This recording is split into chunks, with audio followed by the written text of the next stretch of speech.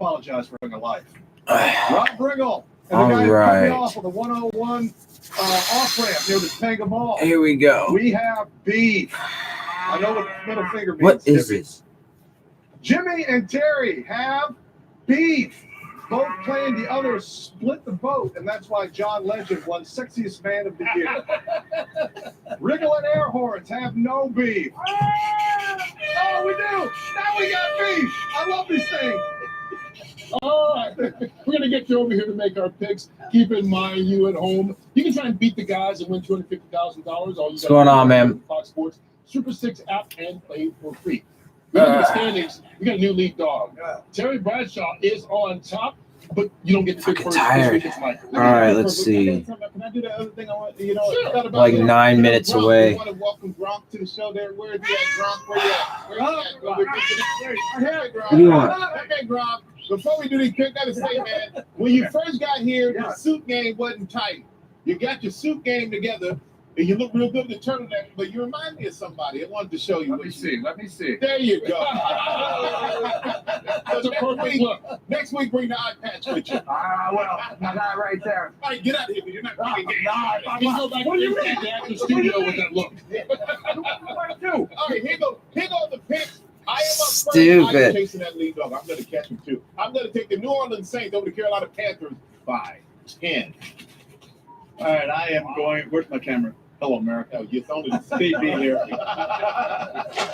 I'm going. I know. Where this is. Denver going to Buffalo. Buffalo is going to win by 4 points. Bingo.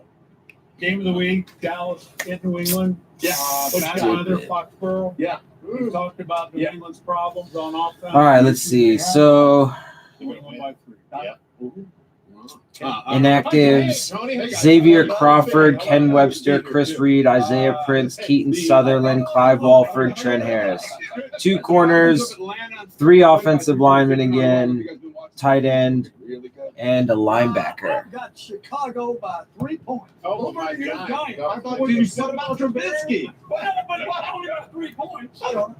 There we go. I'll get that in there. I'm taking the Seahawks, guys, by 3 because I think they got better players, and that gives you a distinct advantage in football games. All right, before we go, Jimmy, remember earlier you talked about being All Centennial with Arkansas? It's going to be a nice game. It looks just like you did back Yeah, I do have a cat. He still got it, ladies and gentlemen. Yeah, let's see, man. See how this goes. What are you on in that photo? Hey, all Centennial right here, baby. I don't know anybody who's on an All Centennial. I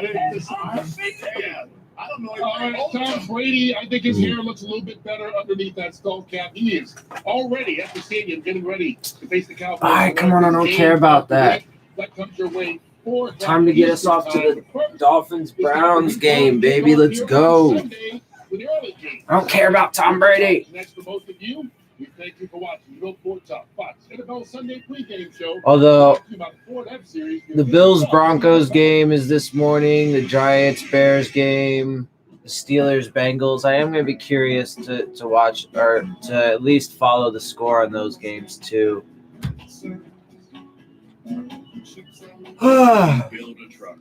Let's see.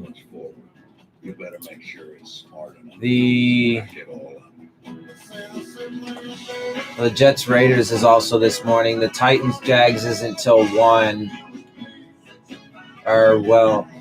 p.m. my time. It'd be 4 p.m. Eastern.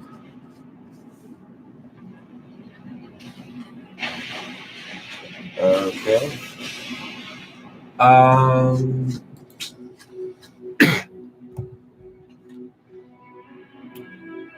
Ravens Rams tonight. Green Bay San Francisco tonight. And Patriots Cowboys are midday. Switch to Boost Mobile and get unlimited gigs so you can download all the music you want. But there's more. With Boost, you get a fast nationwide network. Yeah, man. The beat never stops. But there's more. You also get 4 lines for $25 per line per month, plus 4 free phones. Switch to Boost Mobile and get 4 lines with unlimited gigs for $25 per line. Just per month. Pitbull Before randomly Samsung in a Galaxy phones, fucking all are super reliable, super fast network. cell phone commercial for Boost Mobile. Repeat after me. I am grateful. I am getting all the gifts this holiday. 50% off all jeans, sweaters, and outerwear, or 50% off your purchase when you use your Old Navy credit card. Oh my God! Only at Old Navy.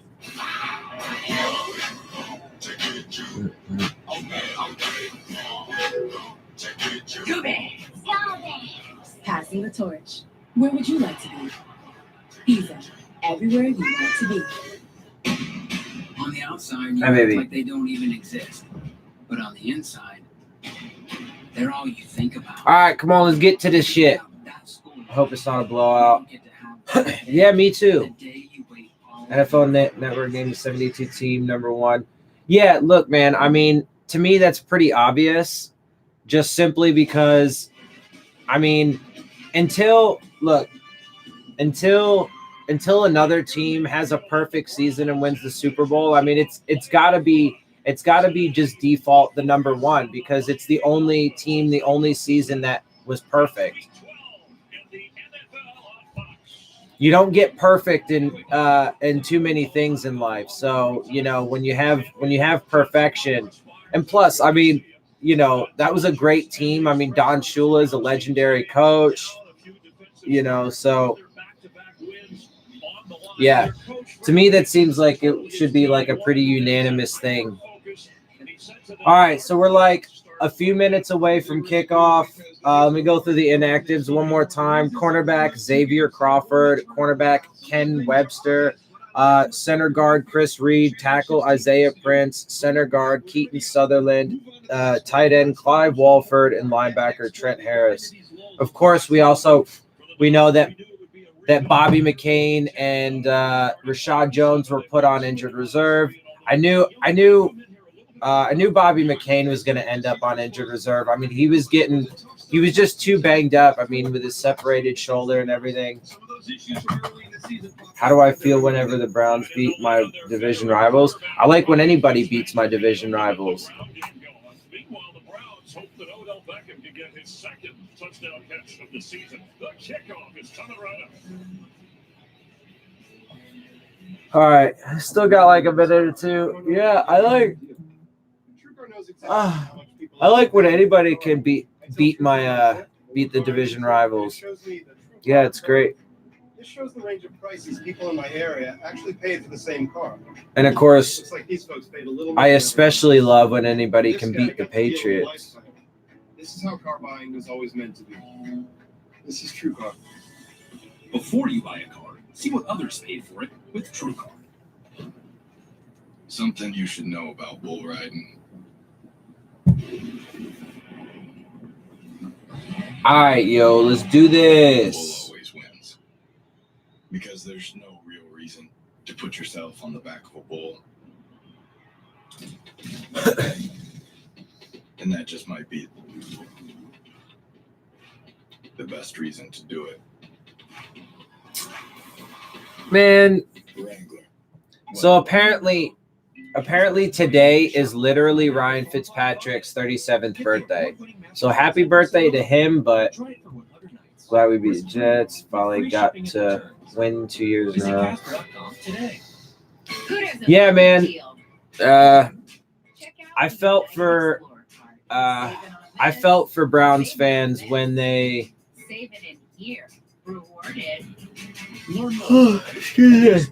I'm tired. Yeah, I felt for Browns fans, man, when they were going through their tanking bullshit. And I fucking hate this shit. Having a big season, leading the Browns in receptions. It's the Dolphins and the Browns from Cleveland. Kickoff is coming right up. All right, man. Why do they got a fucking... Say into this phone. There's a bomb in Centennial Park. You have 30 minutes. But you're a national hero now. You always look at who found the bomb, just like you always look at who found the body. This might be a little bit clearer now. Say there's a bomb in Centennial Park. You have 30 minutes. His accusers are two of the most powerful forces in the world, the government and the media. I do want to help you out on law enforcement too. There is a bomb in Centennial Park. You have 30 minutes. Did you do it? My son saved people's lives. I report the facts. You've ruined this man's life. There is a bomb in Centennial Park. You have 30 minutes. I think your client is guilty as hell. They want to fry you. You gonna start fighting back? Richard Jewell, a Clint Eastwood film. Richard Jewell. That's the first time I was just watching the Richard Jewell This isn't dry food or wet food. It's uh not burnt brown pellets. It's commercial. It was the first time I saw it. developed with vets and It looks delivered pretty good. fresh to you. Visit tryfarmersdog.com to see your dog's personalized Bo meal Jackson's plan. birthday. I'm all about my bed. This mattress is dangerously comfortable. I love What's up, man? Lisa. Yeah, Experience deeper fucking. rest with the award-winning Lisa mattress, designed to provide strong support, pressure relief, and optimized airflow to keep you cool. Read our reviews, then try it in your own home. Order now to get big savings, but only for a limited time. Just go to lisa.com today. You need this bed. I need you to bring the energy today. Let's go. All right, push yourself. Yeah, I'm not a fan of the tanking. All right, come on, man. Like it should be time to kick off. It's fucking 10:02. I hate when they go to like the field and the stadium and they're like Dolphins and blah blah blah, and they talk about the teams and how we're about ready to kick off and it's about to get started, and then they're like, oh wait, but not yet, we're going back to commercials. Okay, yeah, that's not gonna happen. They're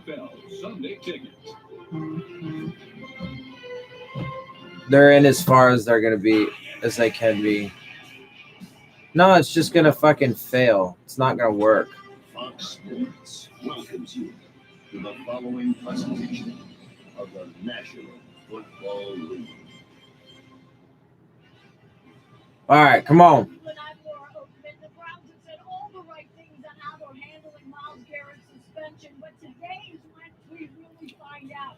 Freddie Kitchens wants his guys to step up, but he wants his defense. I'm trying to Laura Ockman. Let's see.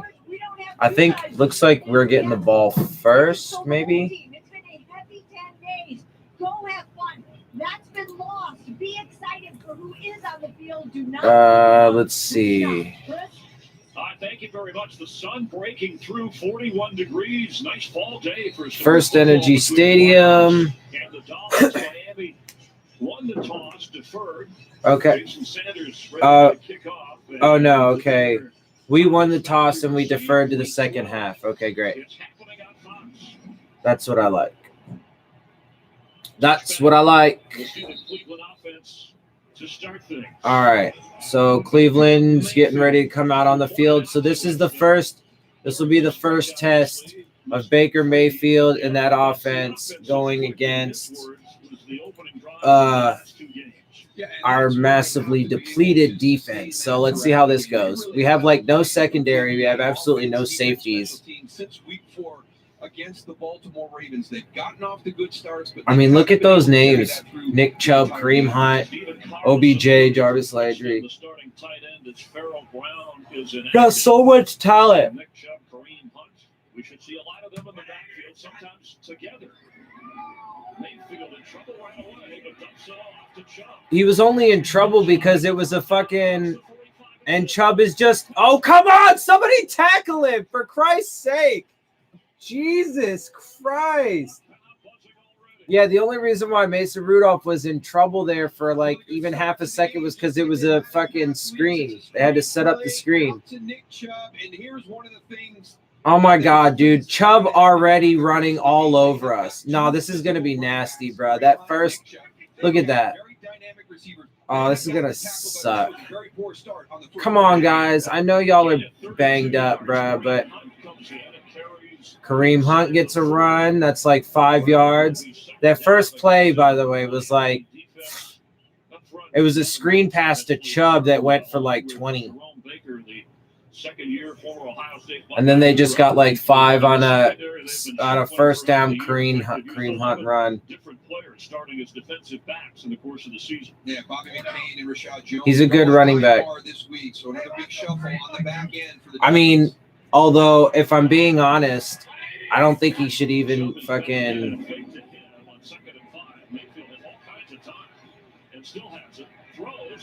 Oh, come on. God damn it, Landry.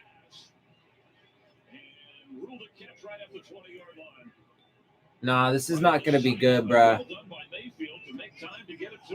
Yeah, just stays alive on the play, working into the middle of the field. Then he sees Baker Mayfield moving to his right, and you can see the dilemma that a mobile quarterback puts on you. You're going to get a hit at the end of the play, but he's pulling up linebackers, and that creates that little void to get the ball over the top. Fuck, man. Yeah, this is going to be they're already on our 20-yard line, so they're moving the ball hella. Oh, and fucking god damn it, there's a penalty on us. I'm pretty sure that's on us. God damn it. Oh, yeah, I want to try and remember to take notes while I'm watching the game. Rodgers is our referee. See the signal.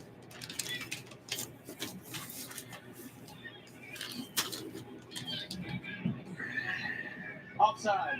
Defense. Yep, so that's a penalty on us. Offside penalty. So it's going to be 1st and 5. Florence, his team, the least penalized team. Number 67 is an eligible receiver. Number 67 is eligible. I don't ever want to see any team go 0-16, man. That shit sucks. The Browns the most penalized team. Rookie head coach. Like, cause that shit sucks for the players and for the fans and stuff. Anyway, all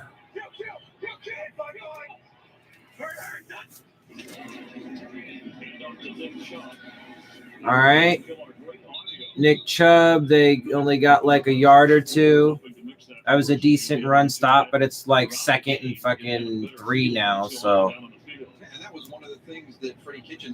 Yeah, 2nd and 3. They picked up 2 on 1st down with a Nick Chubb run. And like they're on like the fucking Dolphins 13-yard line now.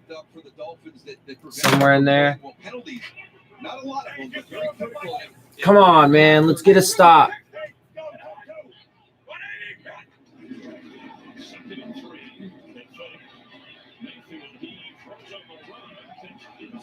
Nice. Come on. God damn it. I think that might be on us too. Another flag. We'll check this flag.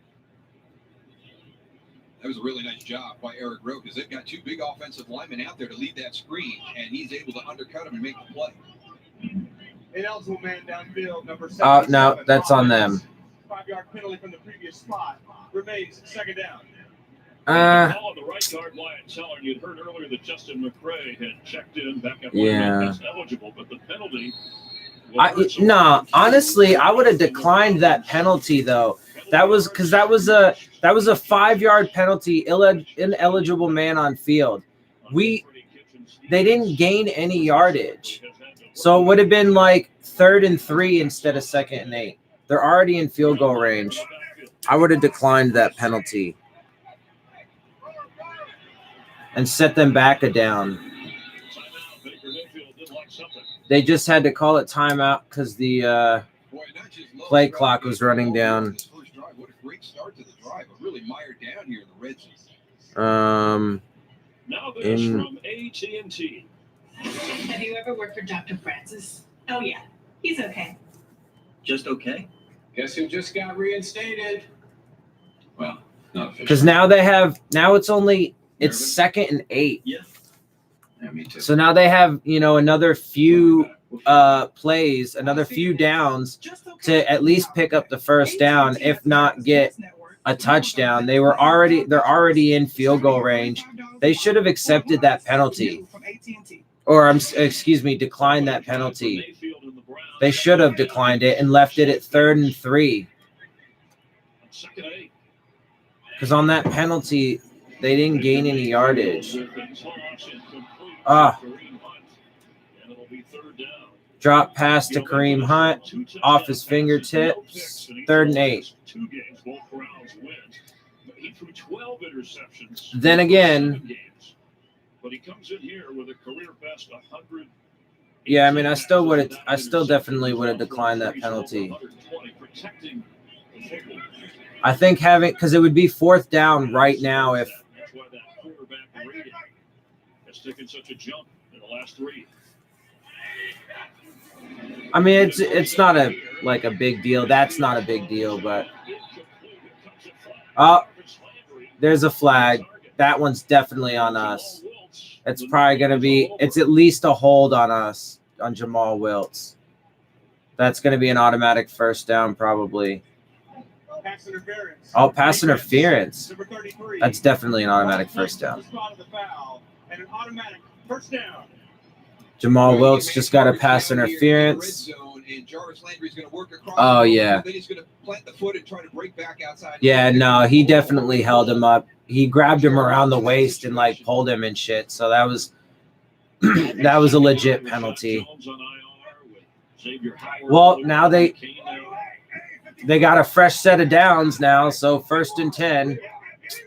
God damn it. Come on, guys.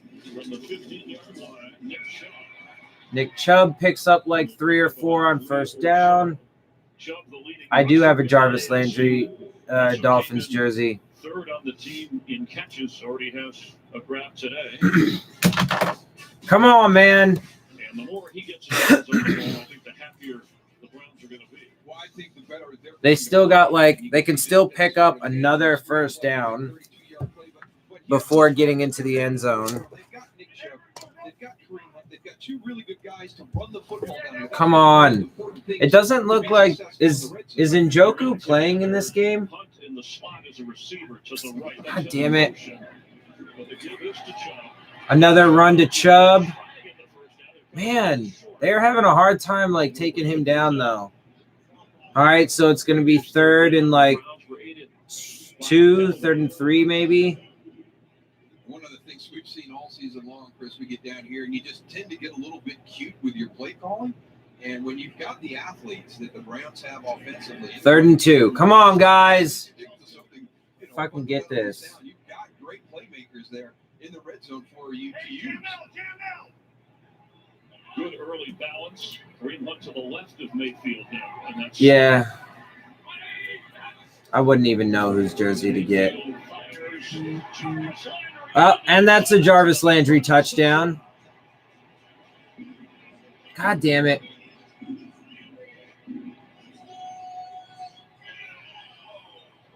Good job by Jarvis Landry staying on the stem. That means this God damn it, man. All right, well, that's 7-0. Well, pending the extra point. Yeah, their tight end is still hurt. Okay, David Njoku's not playing in this game. But still, I mean, it doesn't matter. They got Nick Chubb and Kareem Hunt and Jarvis Landry and OBJ. So pending the extra point, it is 6-0 right now, Browns. So on that first drive, we had penalties, some penalties that helped them out. Although there was one penalty that we accepted that I think that they should have declined because they would have had a loss of it would have been, I don't know. I mean, it could end up being inconsequential, but I wrote it down because that's the first thing I want to talk about. I don't think that was they should have accepted that penalty. People think my job is easy. You just go on TV and talk, right? Well, each season there's over 1,500 players. I'm not sure where I would even get a Larry Zonka jersey. Injuries. Be ready to analyze any of it. Yeah, Browns will likely win this game. That's a problem. I agree. Let's see. The Raiders are beating the Jets so far 3-0. 0-0 in all the other games. Bills have the ball, though, in the Bills-Broncos game. Giants have the ball in the Giants-Bears game. And Bengals have the ball in the Bengals-Steelers game. but still all scoreless in all those games. Yeah, I mean, I'm sure I could find one somewhere, and I probably will one day because he's a legendary player for the team. But I'm broke, so it won't be anytime soon. Get new deals all day during Amazon's Black Friday sale. Low prices and free shipping on millions. What are you doing? The fun starts November 28th.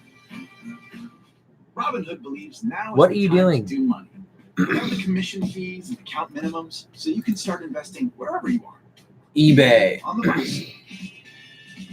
Download now and get your first stock on us. Robinhood. Yeah, no, I mean, I would love to get a bunch of jerseys. I'm just hella broke. Ain't got no money. Ugh. Oh, that's gross. Right now, any plan is $15 a month at mintmobile.com.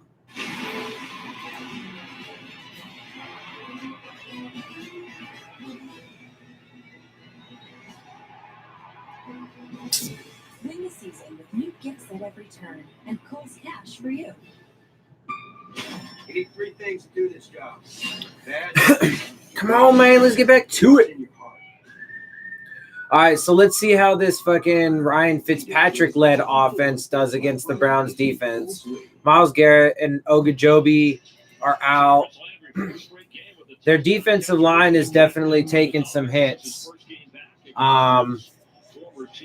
Because of because of the suspensions to Ogunjobi and to Garrett. I mean, Garrett's out indefinitely. They made a mistake trading him away. But, I mean, our offensive line is garbage. Our entire offense is garbage. Last week against Buffalo won't have a chance, and that is a poor kick, giving the Dolphins excellent field position. Yeah, big mistake. Yeah, that was a terrible terrible kickoff. It went out of bounds, so that's a flag, which gives us I think that if I'm not mistaken, it comes out to the 40. The funny thing was, during the course of the week, he was saying how much better he's felt this year, and how sometimes during the season you may get hit a lot, but you still feel okay physically. In other years, you're not getting hit a lot, but your body See, look, Shaq Calhoun is in the lineup for the Dolphins, starting right guard. So, but that just goes to show you, why did he mysteriously end up on our inactive list for a couple weeks? Yeah, it comes out to the 40.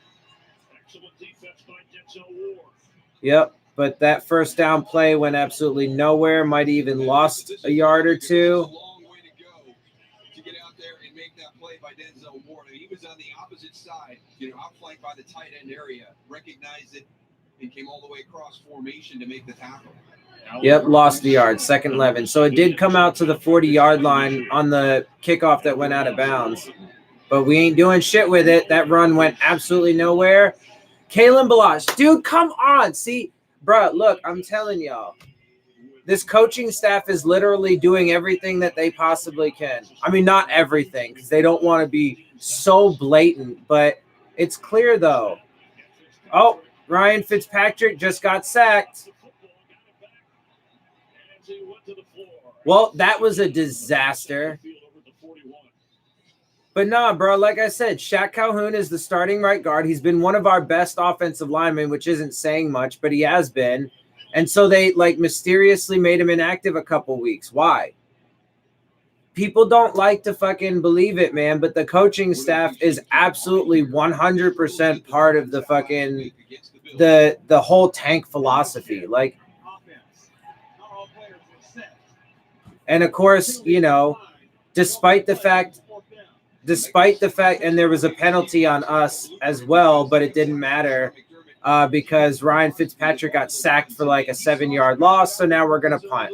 Even with great field position, our offense did absolutely dick with it. All they did was go backwards, and now we're going to punt. Over the previous 2 games. And they're struggling with penalties to start. But yeah, and so why are we using Balash? Because, man, and people keep trying to make excuses for it. No, the only reason why is the dude's averaging less than 2 fucking yards. Like, are you kidding me? If you legitimately wanted to win, you just wouldn't use him. Unless it was like maybe you might use him if it's like, you know, red zone, right? Like that's the one area where he might be a little bit effective. Or like, let's say short yardage, right? Like last week, I think it was last week, they had that 4th and 1 where Ryan Fitzpatrick did a quarterback sneak. Terrible call. Absolutely terrible call. I think it was intentional to put the team in a position to fail, you know, but I'm like the only one that fucking, you know, says that. But they're using Balaj again, man, and it's clear he's not going to do anything. So, you know, people can keep like making excuses and stuff. It's the most wonderful time. But like, I mean, it's just so obvious, dude. It's so obvious. If you got a pair of eyes and a working brain, it seems abundantly obvious. Ready or not, the holidays are here. So warm up your holiday spirit with donut sticks, new chocolate dipping sauce. I mean, especially since Patrick Laird. I mean, Miles. To be fair, Miles Gaskin hasn't really showed much but in his limited time that he's been in. But that is also one of their picks. They picked the guy, and apparently they don't got like any faith in him quite yet. But Kalen Balaj has just clearly proven to not be the guy. So give Patrick Laird opportunities. See what he's got.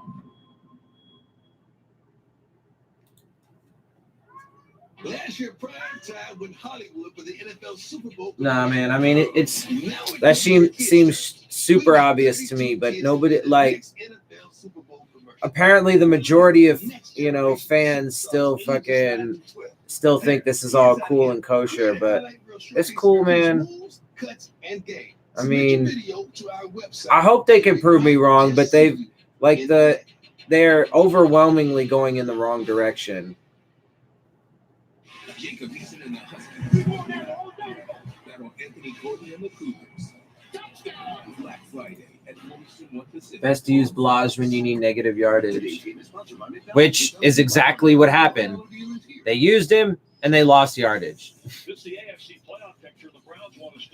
Well, look, man. I mean, I don't need to belabor the point. I mean, you guys watch my channel and stuff like that. You guys know. I mean, it seems pretty obvious, but okay. But even with that penalty, like they should have declined it, and so that way, because the Dolphins, there's another flag. The Dolphins defense did well. It was it was second and 3. The Dolphins defense got a stop. At the worst, it was a no gain. Sure, that would have put him to 3rd and 3, but the very next play, granted the play call might not have been the same, but the very next play ended up being holding on the offense. Nice. The next play ended up being a drop pass, and then we gave them more, downs to have more shots. And then we ended up having a defensive penalty. We gave ourselves the opportunity to have that penalty, which gave them a 1st down, and then they got a touchdown. I mean, could it, that's overall, that's probably a minor thing, but I mean, it's not a decision that I would have made anyway. Let's see. Jets and Raiders are tied 3-3. The Redskins are actually beating the Lions right now 3-0. Eagles are beating the Seahawks 3-0. Saints beating the Panthers 7-0. All right, I don't really care about most of those games, honestly. Oh, come on. And they cannot tackle Chubb, bruh. But look, this Browns offense is moving on us. Let's see. I gotta really remember to take notes because I want to make my video today, my post-game video today, but I want to make sure I have notes for it. So Browns offense. moving well early.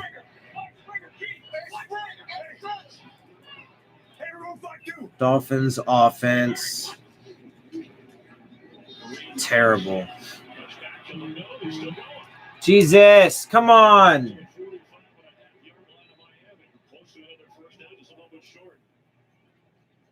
Man, our defense can't stop them like at all right now. Bonus if he doesn't break 2-yard average. Yeah, I mean it's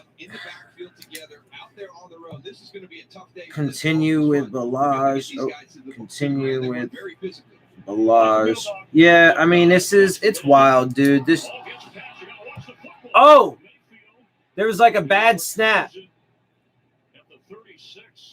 So we got fortunate there because there was a bad snap. That was. Oh no. He wasn't even ready for it. So we got lucky there, right? So that had nothing to do with our defense. There are some idiots out there that would be like, "Oh yeah, the defense did great there. They held them on their second drive." No, that's not accurate. We got super lucky there. So, I mean, it's 3rd and 20. Oh, no.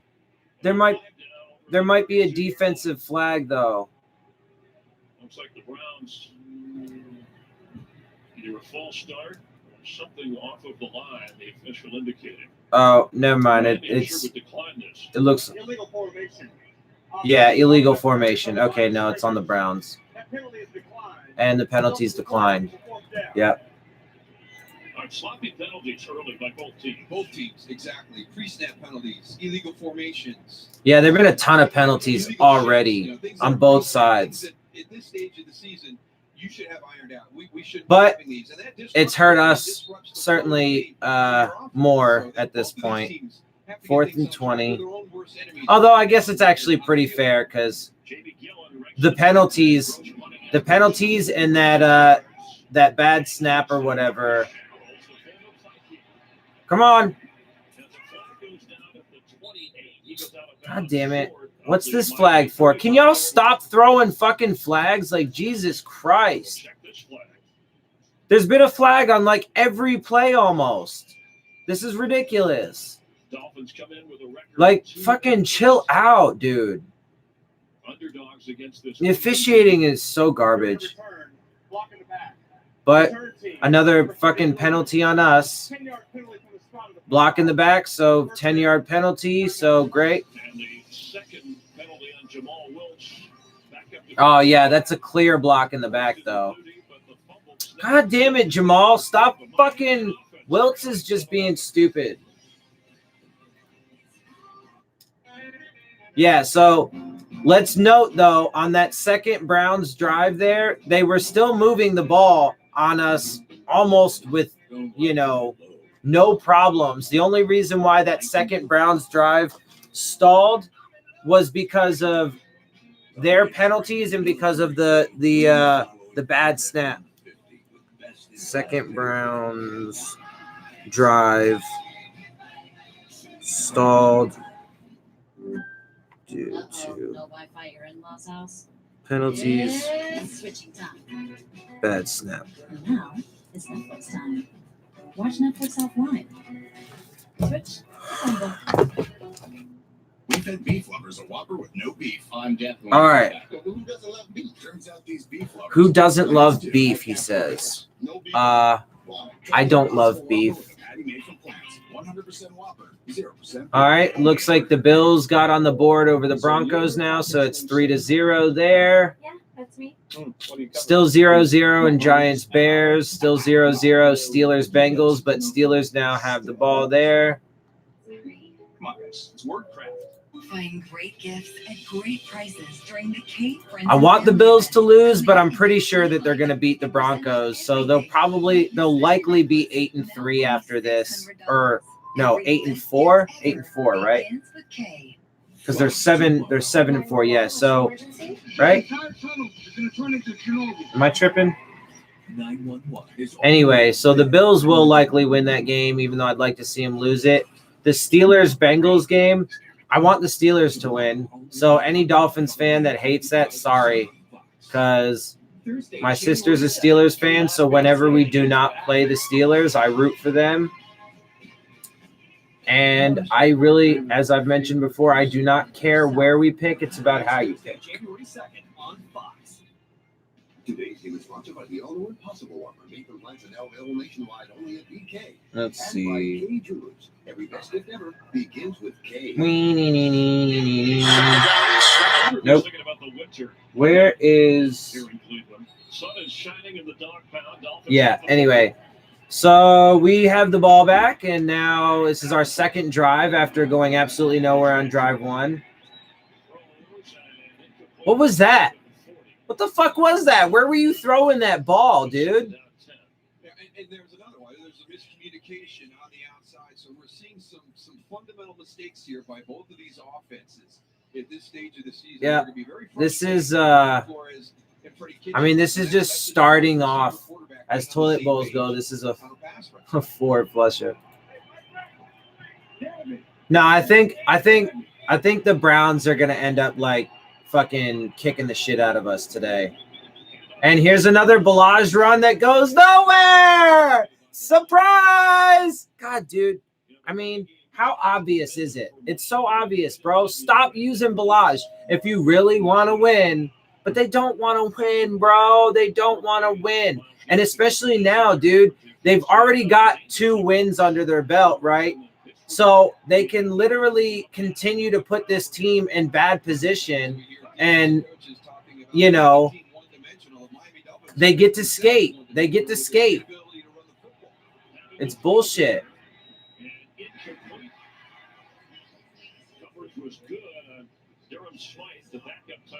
They can keep putting Balaj in there, and most people are not going to question him. Most people are not going to be like, you know, they're clearly putting us in position to fail, but most people aren't going to say that because then they'll be like, oh, but look, they got 2 wins. That's not on the coaching staff.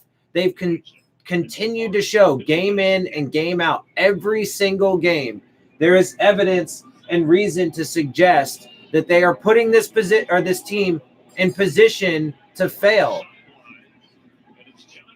But it's cool, man. I'll be the one that continues. So we just punted again because we fucking suck. Epiphany much? Yeah, I mean, like, it's not a shocker, right? Like, it's super easy to predict. But Patrick Laird, in his few, the few touches and stuff that he's had, man,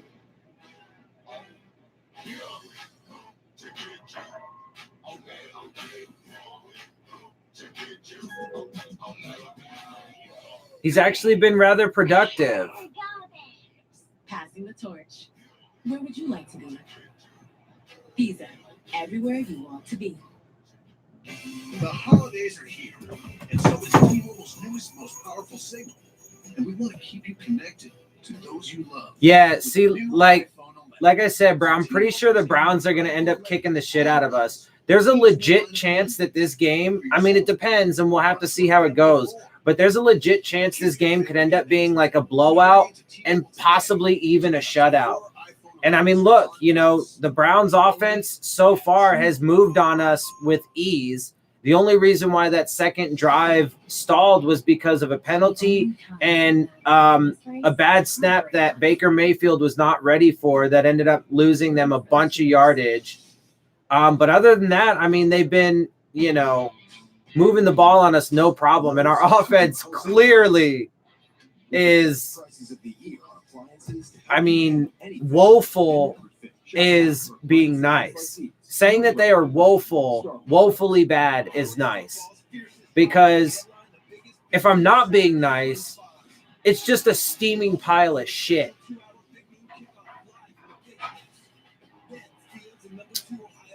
It's so hard to watch Dolphins games, man, because, like, I want to be fucking excited, but there's nothing to be excited about.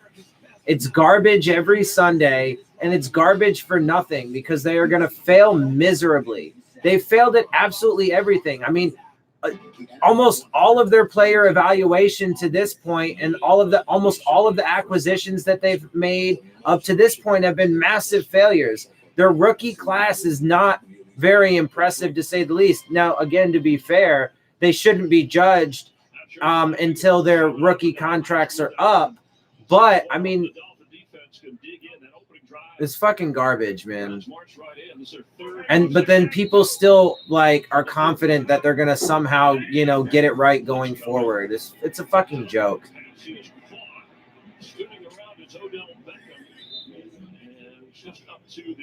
All right, so that was like a wide receiver screen that only picked up like 3 or 4 to OBJ, but you have no hope, not even a fan. His composure immediately after that game Thursday night against the Steelers to handle that question and to put out his views on what would happen the next day in the press conference. Okay, yeah, whatever, dude. No, I disagree with it. That doesn't make me not a fan. And that's another first down. No, a fake fan is somebody who wants their team to lose. That's not being a real fan. Just because I completely disagree with the obvious failure, it's not about hope. What hope is there? Like, it's foolish. Anyway, I'm not even going to fucking bother with that because there's a bunch of fucking people out there that are convinced, even though there's almost no evidence, like tangible evidence, to suggest that any part of this is going to be successful. However, people want to continue to believe it. So go ahead, man. People can buy into the hope all they want, the false hope all they want, but you're just going to end up being massively disappointed. So, I mean, cool, like I'm not, if you want to, yeah, I mean, because it's just. Took a lot from that game. Thought he could gain from it going forward, and he has. They didn't get beat by the Seahawks. They lost to the Seahawks. A lot of that was within. All right. Well, I mean, they continue to move the ball. They're on the Dolphins' 46-yard line, 2nd and 7. So now it's going to be like 3rd and 1. But I'm not sure where they're going to spot this. Whether it's a 3rd and 1, 3rd and 2. Change or just inside. 3rd and 1. So it's going to be 3rd and 1. Give the ball to Nick Chubb, and he'll pick it up. Or Kareem Hunt. It looks like Kareem Hunt's in the backfield. Oh, and there goes another Dolphins fucking. God damn it, man. We jumped again, so fucking there you go. Free 5 yards. On us. That's 5 accepted penalties on the Dolphins already. Automatic first down. Yeah, bruh. We're going to get – and I think it was Raekwon McMillan too, actually. Right? Is that who that was? Yeah, bruh. No, this game's – I think I'm going to call it right now. This game's going to be ugly for the Dolphins. 7 first downs for Cleveland. 55. This is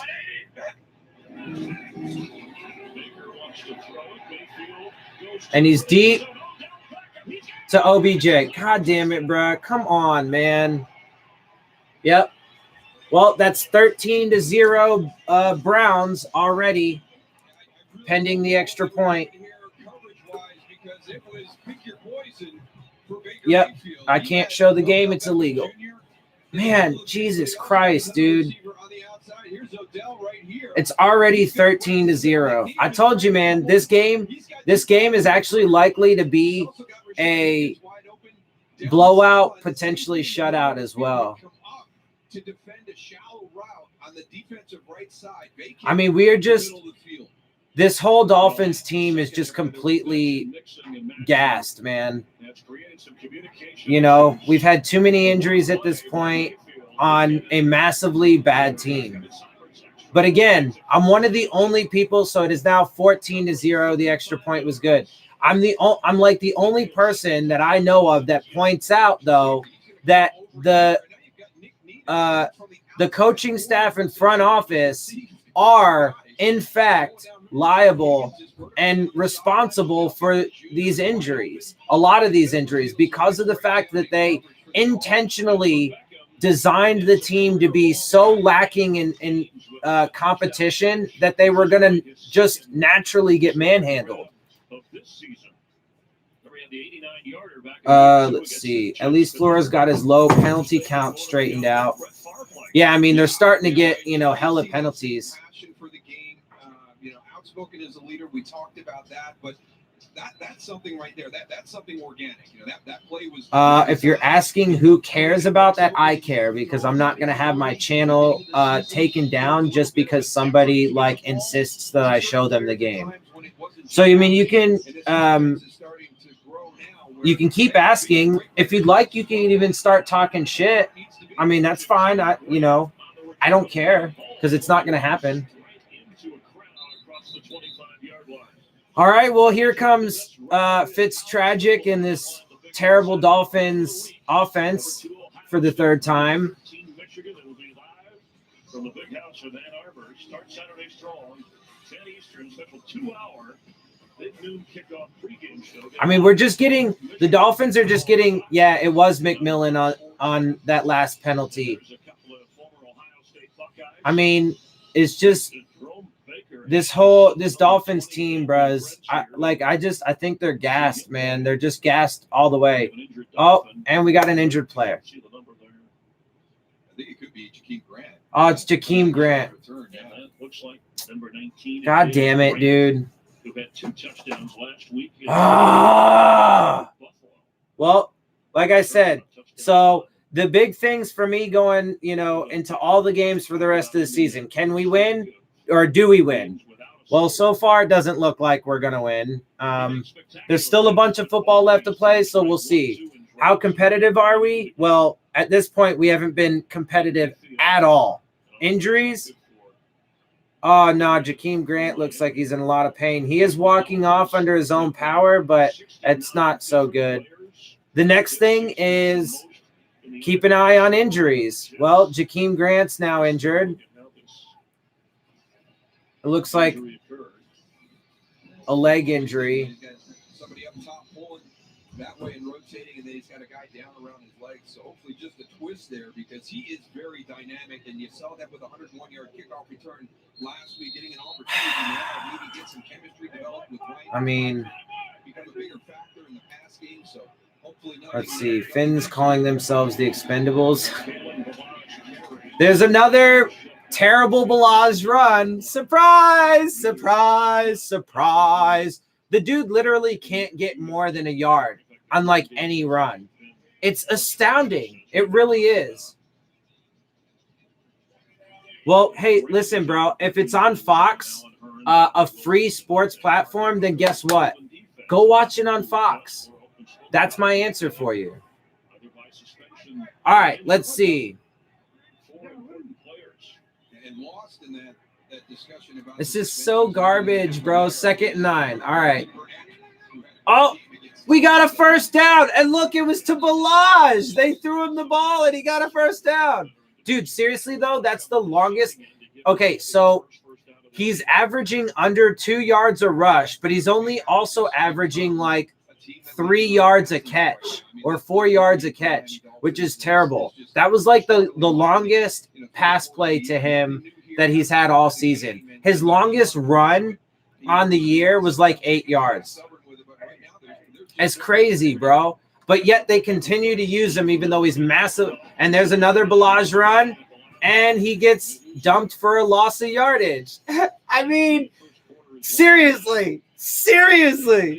If you continue to deny that this coaching staff is putting us in position to fail, then I don't know what to say to you, because it's literally as obvious as it could be at this point.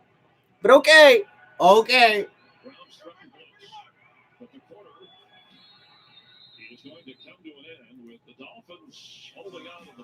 All right, first quarter is now over.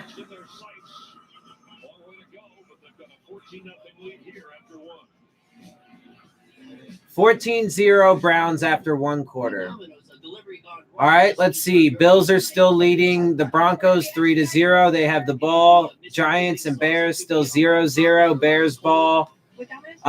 Pittsburgh, Cincinnati 0-0. Pittsburgh has the ball. The Redskins are beating the Lions 10-3 right now, and the Jets and Raiders are tied 3-3. Get 2 medium, 2 topping pizzas delivered for $5.99 each. And put our delivery insurance to the test.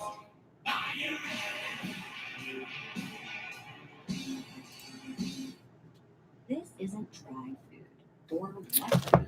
It's not. This sucks. It's real meat and veggies developed with that Man. fresh tea. Visit tryfarmersdog.com to see your dog's personalized meal plan. Yeah, bro. Anyway, like I said, I mean that shit's obvious. Like literally, who the fuck argues that this coaching staff is not part of the tank and the coaches are trying to win, but then will, you know, watch them continue to put Ballage on the field? Like it's okay. Like I said, I mean, I ain't got nothing to, like, I can't say anything to those people because they just don't live in reality. Like, you're just not seeing the same things. Fresh, real meat and veggies. The food dogs were built to eat. The farmer's dog is changing the way we feed our pets. Visit tryfarmersdog.com to see your dog's personalized meal plan. 911, what's your emergency? All right, well, Balaz Bras, the game plan for success in tanking. Can we see?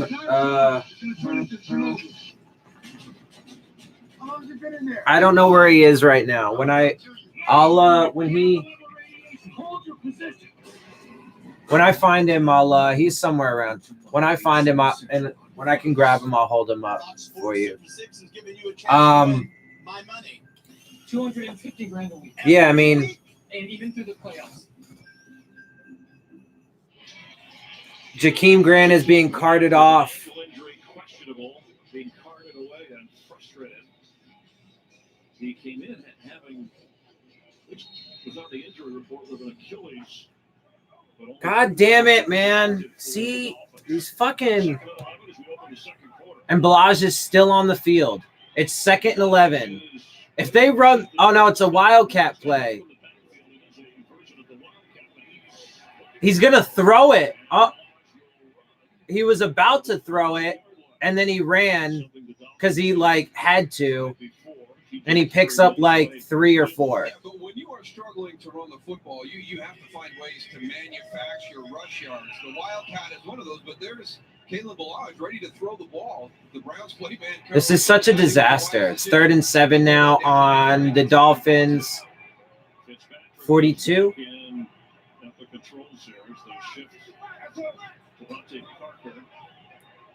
3rd and 7 on the Dolphins' 42-yard line. And nope. It looked like it might have been batted a little bit at the line of scrimmage, but it was an incomplete either way. 4th and 7, Dolphins punt yet again. Can't SPCA. The roster for today for the Miami Dolphins. They only have 4 wide. No, I'll show you him once he comes out from wherever the fuck he is. You've got 5 running backs up, and that's the area you're really struggling in productivity. You've got just 2 tight ends up, and kind of I really have no idea where he is. He should be pretty easy to find. Clive Walford inactive. Wow. So they did a fake punt, and it didn't work at all. Wow. So now it's a turnover on downs. Fake punt. Wow. Mike Prefer, the special teams coach for the Browns, is going to know to have his guys prepared. And this is a Dolphins team that has tried a number of different things in the special teams. Yeah, see, I mean, they were totally ready for that. I mean, that was just an unnecessary risk. Back to Sandlot. Yeah, that was just an unnecessary risk, dude. I mean, sure, you're down 14 points. All right, whatever. You got to try something. But nah, man, I mean, if that's what you got to rely on, because everything else, I mean, maybe Beagle, dude, come on, cover the dude. Like, don't fall back and open a can of cat food. Huh. Yeah, no, he would absolutely come for food. I think he's under my bed. I think that's where he is. Pretty sure he's under my bed. 14-0 here. Browns on top and in control. All right, it's 2nd and 2, and they are already on our side of the field. Nick Chubb gets the first down. One of the conversations we had with Jarvis Landry was him talking about how transparent everybody's trying to be with each other on the offense. Talking about what Daryl said, it's players, not plays. Fuck, man. How to get Nick Chubb to the second level. Figure out how to put the ball in Odell's hands and let the play develop from there. We don't have to overcomplicate things. That's what they've been trying to establish lately, and we're seeing that in this game with the playmakers getting the ball more. Going to 52.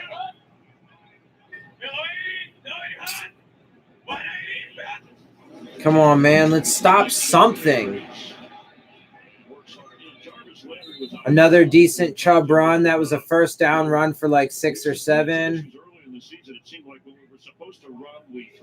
Dude, this game's going to get ugly fast. It's already 14-0. The Browns are marching. That was a 6-yard gain. It's 2nd and 4.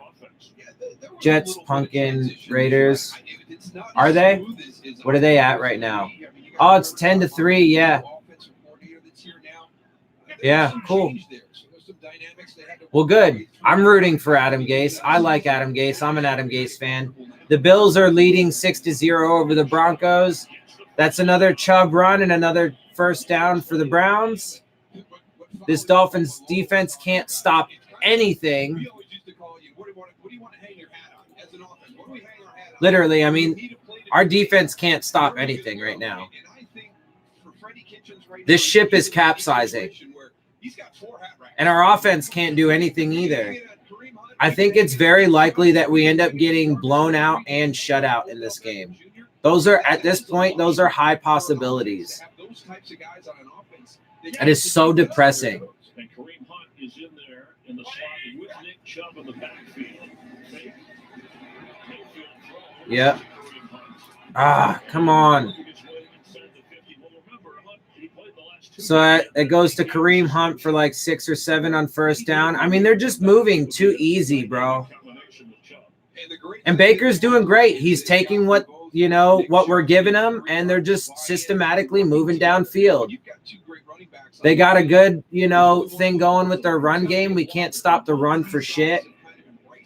We've stopped scoring. How about Tanny? Well, he plays later. Tannehill plays in a later game. His game is at 1:05 p.m. on the West Coast. They play the Jags. But Tanny's kicking ass, though.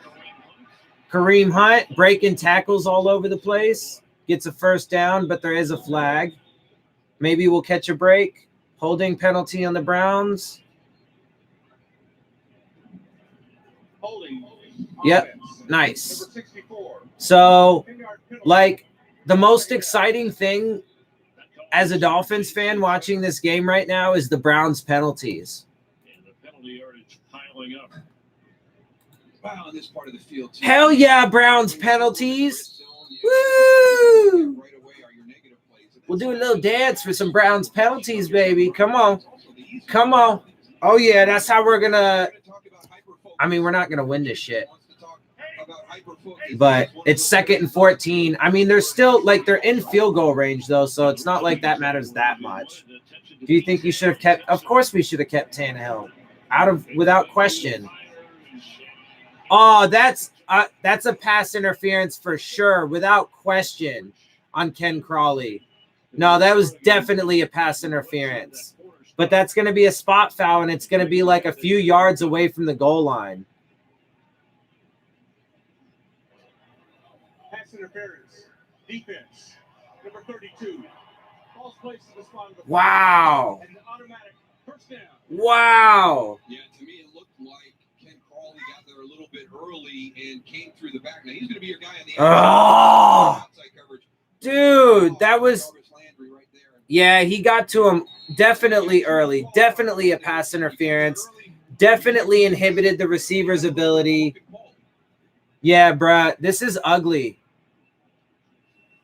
Why are we so bad? Because, bro, Stephen Ross ordered his front office and coaching staff to be as bad as possible.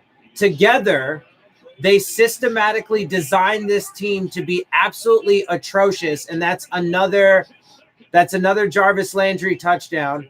But so they systematically designed this team to be as bad as possible. And then on top of that, there is a lot of evidence. If you watch my videos and so on and so forth, follow my commentary, there's a good amount of evidence, including in this game where they just refused to stop using Kalen Ballage. This coaching staff is not trying to win games. Dolphins going ham in free agency. Maybe we get him back. Oh, the irony. Well, I mean, it's now 21-0 Browns. And watch where the location of this is.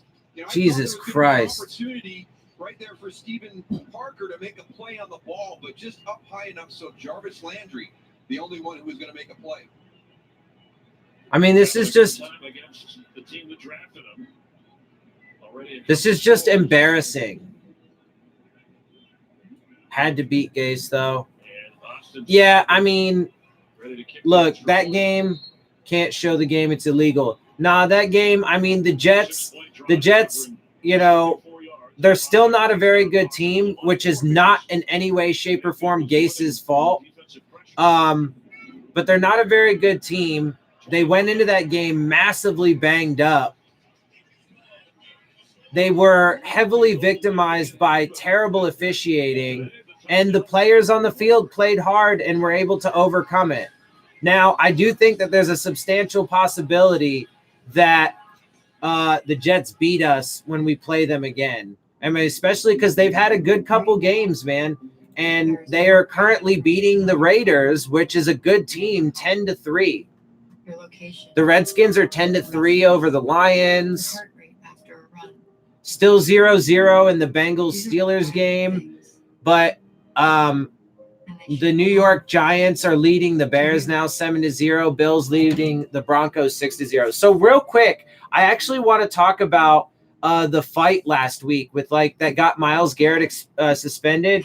So as I said before, it was certainly unacceptable for him to rip off Mason Rudolph's helmet and then hit him with it.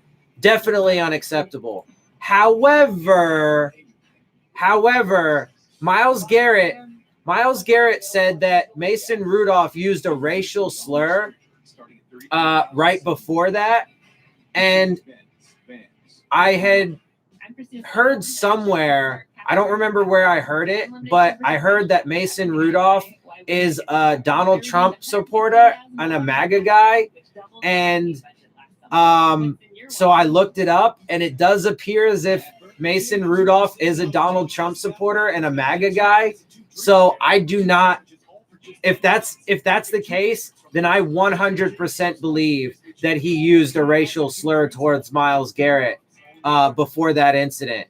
Was that an egregious thing that Myles Garrett did? Absolutely. However, if in the heat of the moment, you know, playing football, a very physical sport, and so on and so forth, and you hear a racial slur right there on the field, it's a bad way to react. But I hesitate to say it's understandable, but I can understand it to some degree. And considering the fact it appears as if Mason Rudolph is a MAGA guy, it's absolutely 100% within the realm of possibility that he used a racial slur. So just saying. Mayfield has thrown for 3. His 3 touchdown passes a season high. Okay. I'm glad you think so, brother. I'm also glad that you're triggered by something that I had to say. So I hope that you stay, and I hope that you get all up in your feelings some more. So enjoy it. It's going to be fun. All right, man. So here we go. Ryan Fitzpatrick. Okay. Yeah. Well, I'm officially done talking to you. Let's see. So this Dolphins offense is back out on the field for what I would view to be, or what I will predict to be, in another embarrassing drive. They're probably going to heavily use Kalen Balazs.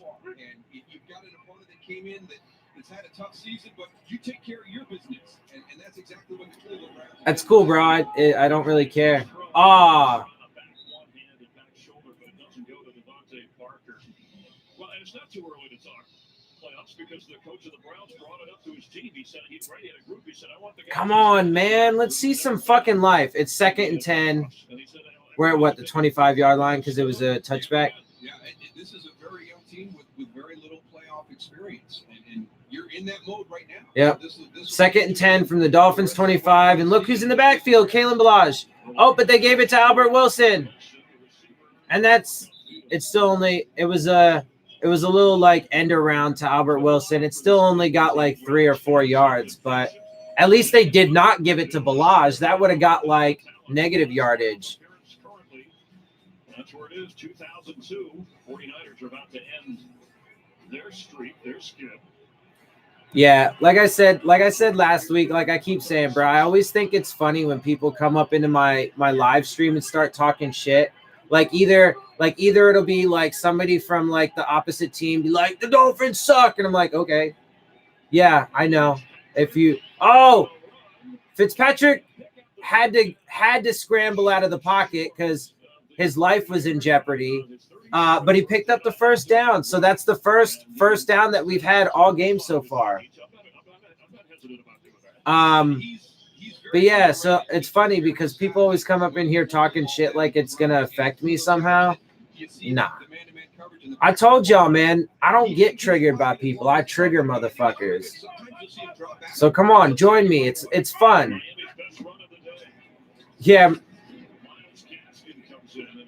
Okay, so they handed the ball off to somebody other than Kalen Balazs. They gave it to Myles Gaskin, and he picked up like a yard.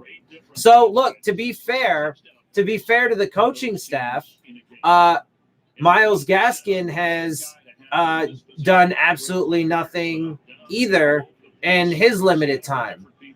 Oh wait, they picked the guy. That's right. My bad. So Jakeem Grant is questionable to return with an ankle injury.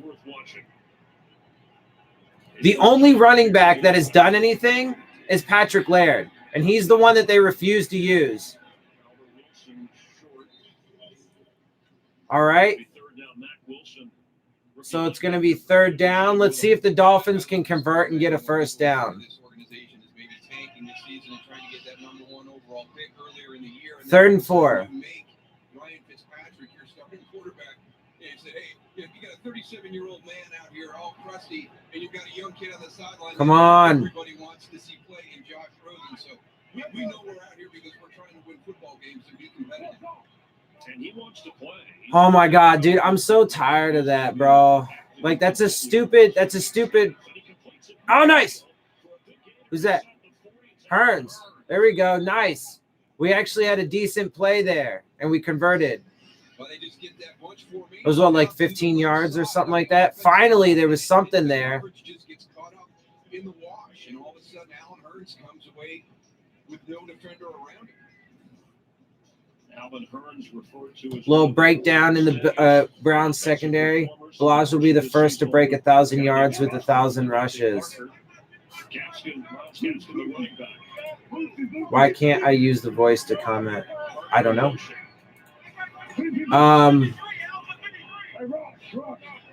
Play clock's running down. There we go. They got it.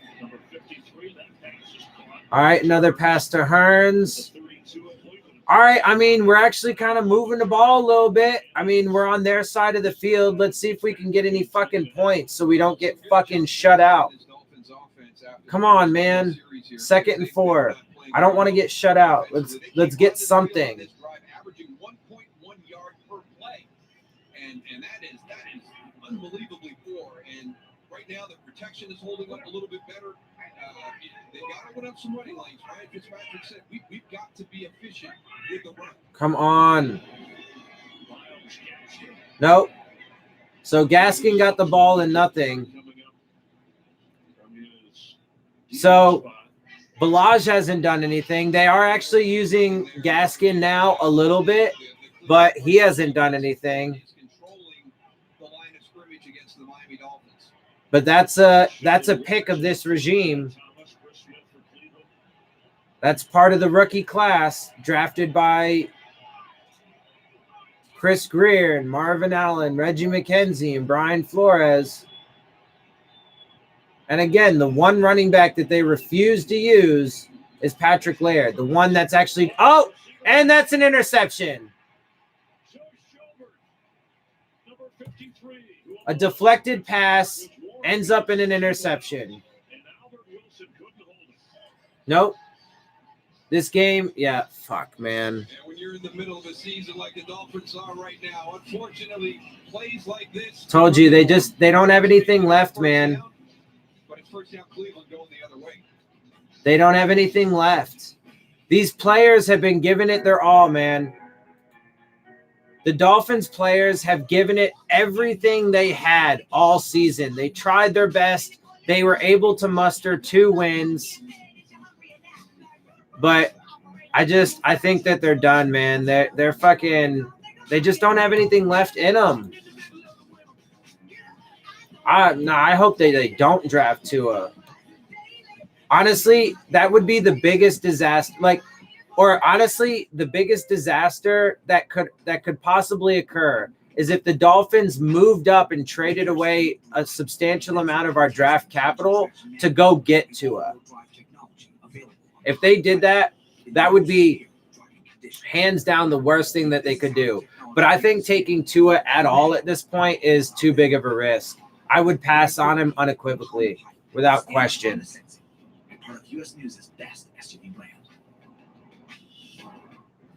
I never wanted him to begin with, though. So It might not get me there any faster, but hey, it gets me ready for football. Let's tailgate. I can't go anywhere. But you're so busy watching me tailgate that you don't see the one in front of you. When you cut rate car insurance, they might not pay for this. So get Allstate and be better protected from mayhem. Like me.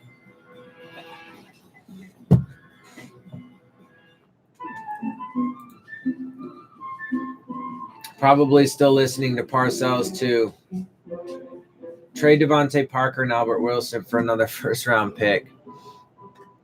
Yeah, I mean, honestly, I think Albert Wilson is probably going to end up being cut after this season. Devontae Parker might still be here next year, but probably won't be here for the long term. I also wouldn't be surprised if they did trade Devontae Parker, but I mean, this is just they wouldn't get a first-round pick, though. I mean, maybe if you traded both of those guys, maybe you could get a first-round pick for the 2 of them, but they wouldn't get a first-round pick for Parker. Man, this is just a massive disaster, dude.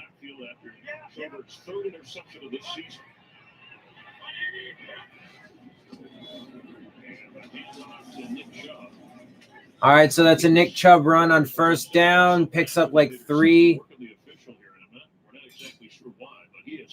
Yeah, and this is why he has the respect of his players. And it's been a tough season. There's a lot of Dude, I'm so tired of fucking Brian Flores on the sideline screaming about nothing. They're showing right now him screaming at the refs, but for what? Because you're getting your ass handed to you. And then the commentators say stupid shit like, and see, this is why the players love him, because he throws tantrums for no reason. Like, get the fuck out of here. Y'all are fucking stupid, bro. What? Who should we trade for another first? I mean, no, they need to stop with that, man. Like, they've already gotten rid of too much talent. It's fucking, I mean, but we know what they're going to do. They're going to be big spenders in free agency. They're without question going to take a quarterback in the first round. I mean, their entire philosophy is just garbage. How do you tell 53 guys to prepare all week long and then go out on Sunday and don't give your best effort? It's outside perception that makes absolutely no sense to anybody who's been involved with the game. Wow. Okay. So the commentary that they just said is how do you prepare your guys to go out and play on Sunday and then but tell them, you know, to not give it your all? Nobody said that the coaching staff literally says the words to the players, hey, don't play well. Nobody says that. That is not what signifies the coaching staff being in on the tank. What signifies the coaching staff being in on the tank is two things. One, they were all in on the systematic teardown of this team. And two, because their on-field decisions with uses of timeouts and challenges with play calls, play design, the way that they've mysteriously held players out of games for no reason, the usage of players on the field. There's tons of evidence to suggest that this coaching staff is intentionally putting this team in bad position. Like, I mean, it's fucking absurdity. It's absolute fucking absurdity. They just sound like fucking morons. They stepped on his play that he drew in the dirt. Trade Xavier Howard, running back. And I mean, they're running all over us. This Browns offense, dude, they're about to make it 28-0, bro. They're getting ready to put up another score. I mean, they just got over the 50-yard mark, so we'll slow down for a second. But I mean, they're moving with ease, man. Nah, I don't want to trade Xavier Howard. I want him to be part of this team, but we're not going to be. Honestly, though, if I'm keeping it real, if I'm totally objective, I would. Oh.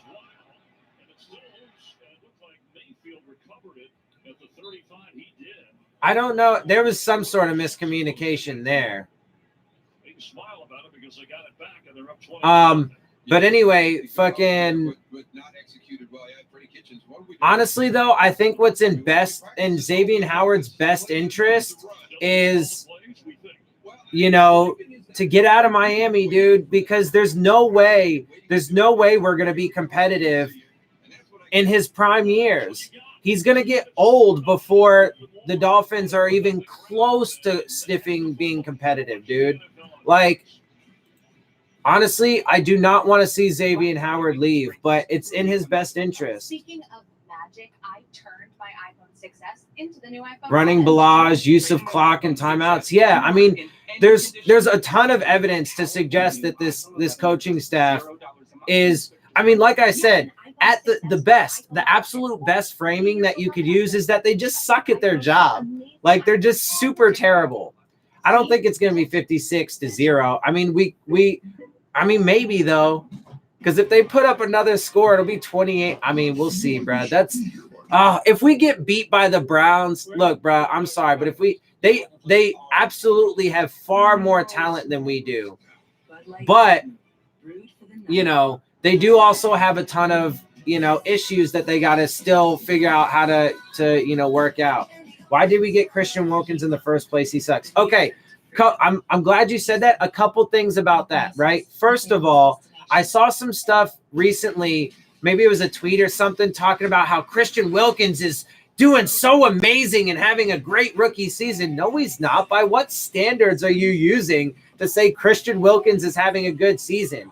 But then maybe it was the same person was putting down Devon Godshaw, even though Devon Godshaw has been you know, has earned some pretty high ratings, has, you know, I think is ranked among the top defensive tackles as far as how many tackles they have since coming into the league when he did.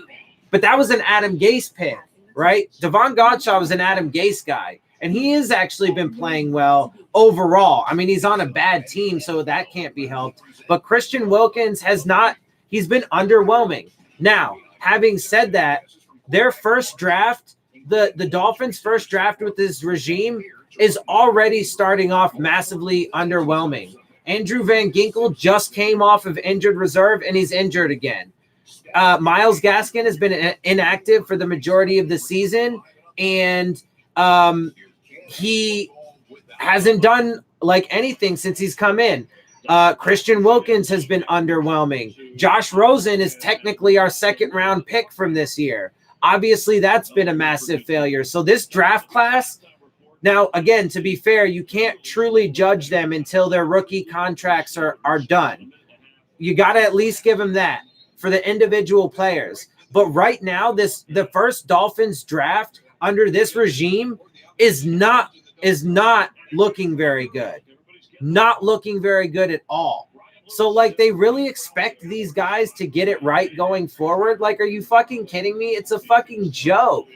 But anyway, so that's why I said, as far as the draft, I would have kept Ryan Tannehill. I would not have traded for Ryan, or I would not have picked up Ryan Fitzpatrick. I would not have traded for Josh Rosen. I would have kept that second round pick. I would have taken Garrett Bradbury in the first round with our pick and have the center. And obviously, I would have kept Tunsil. I would have tried to keep Juwan James. You would have had a good offensive line with a good quarterback.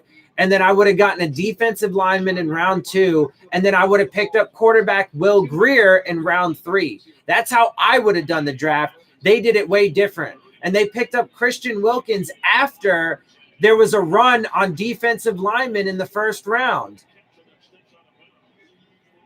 Like, I mean, the ineptitude on this in this Dolphins organization is incredible, yet people just refuse to see it. Yeah, that's my least favorite way to be whelmed. Yeah, it sucks. Bench Fitzpatrick. There was another penalty on us, declined though because it was a big play and a first down for the Browns. And of course they're getting ready to fucking score again. Yeah, I mean that was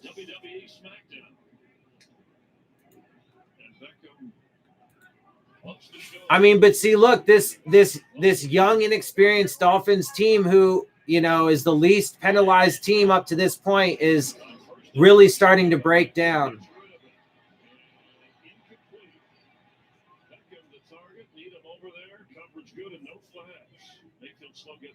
Yeah, well, you know, it's a free release by the back, but there's pressure on the left side, and you've got man-to-man coverage out to the right, and this is impacted by the hit on Baker Mayfield. Mayfield had completed 12 straight passes. Vince Beagle was the player who came in on. Yeah, that was a pretty big blindside hit on Mayfield, but he's all right. All right, 2nd and 10. I mean, they're already in field goal range. Penalty. The officials stop play here. The previous play is under review. Previous play is under review. For what? Because I think they're going to throw a flag. That's the only thing that I can think of as to why that play would be under review. I'm pretty sure the previous play is under review because they're looking to see if there's a penalty of some kind. Which, if there is a penalty, my guess it's going to be a roughing the passer penalty. If we got Kyler Murray, we would be good at least. Yeah, I mean, look, man. I mean, if you watch my channel, I do not advocate for taking a quarterback in round 1 or 2 ever. I would never, ever, ever, ever, ever, ever, absolutely never, ever take a quarterback in round 1 or 2. And I would never move up to get a quarterback. But I would also take a quarterback every single year in round 3 or later, depending on how much I needed a quarterback. This team is horrible. It is horrible, and it's horrible by design because of Stephen Ross, Chris Grier, Marvin Allen, Reggie McKenzie, and Brian Flores. They are responsible for designing this team to be bad. And then the coaching staff is responsible for putting this team in bad position and in position to fail, as they have done time and time again and continue to do even in this game. 80% of the team won't be there next year. Absolutely. I mean, we're going to have a brand new team next year yet again. And then probably the year after that. Let's see, Ben. They will be so depleted, it may be a good idea to draft best available at every pick and grab a quarterback next year. Yeah, I mean, that would be smarter than what we know they're going to do. Okay, we all got to take a quarterback somewhere. Third. Yeah, I mean, that third, in the third, I would take a quarterback in the third round. But that's why I said, like I said, the 2019 draft, first of all, I think they fucked up by firing Gase. I think that's what started it. I think if they gave Gase another year, Gase's drafts were really good overall. And Gase built a team, man, that if they just were given another year and healthy, I bet you anything we would be super competitive right now. There's no way to know that, but I mean, we're certainly not with what they decided to do, so that's pretty clear. But I would have kept Ryan. Hang on. Oh, no. Defensive pass interference on Nick Needham.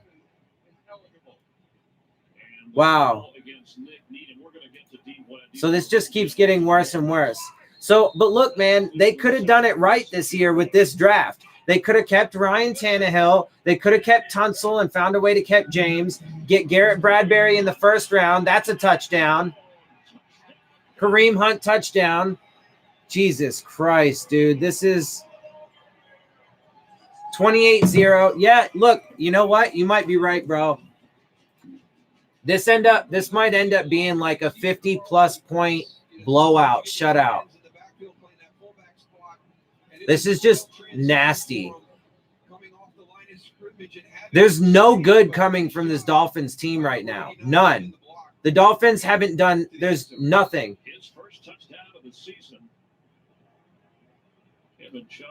I mean, they're massive penalties. The coaching staff is continuing to put us in bad position.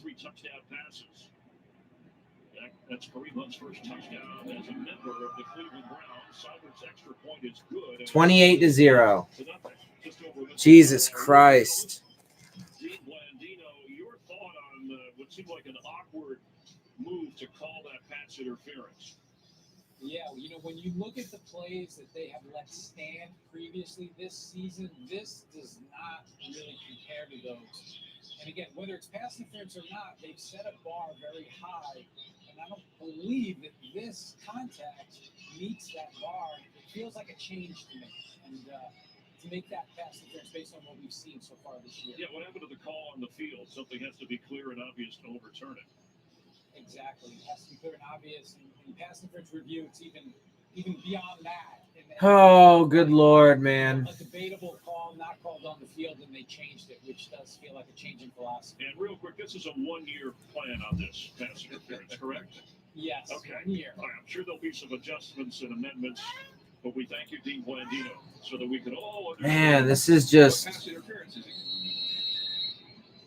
Meanwhile, 28-0. They had looked outstanding. Marcus Sherrills is coming out of the end zone.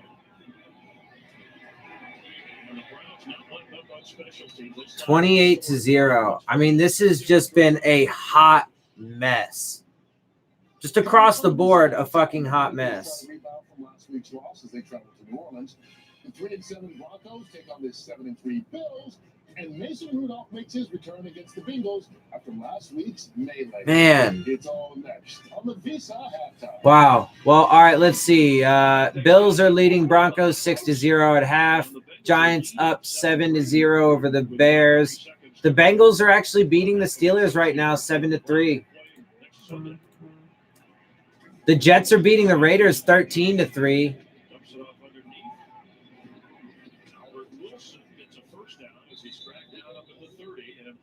Miami still has 3 timeouts. Dolphins suffered that one turnover when the pass went off the hands of Wilson. Dolphins just used a timeout. And the other one, the fake punt that you mentioned, you've given up 2 possessions there. You give the Browns great field position at that time too. So, man, dude, all hail the great and powerful Ross. Pay no mind to that stinking tuna behind that curtain. Yeah, I mean, yeah, I want the Steelers to win. Like I said, I root for them when we don't play them. It's my sister's team. But, I mean, that offense with Mason Rudolph is not I mean, I think, honestly, Mason Rudolph seems to be proving to be not ready to take on the responsibility after Roethlisberger. Oh, that was nearly picked. Nearly picked. I don't know how he doesn't have his third interception. Yeah, I mean, this is just disaster. Just got lucky. Just kind of goes right through his hands. Yeah, he just dropped it. We got lucky there.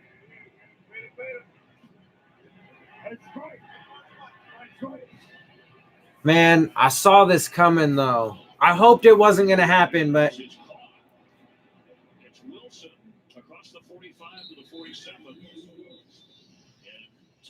And we'll use our second timeout. We got 37 seconds left.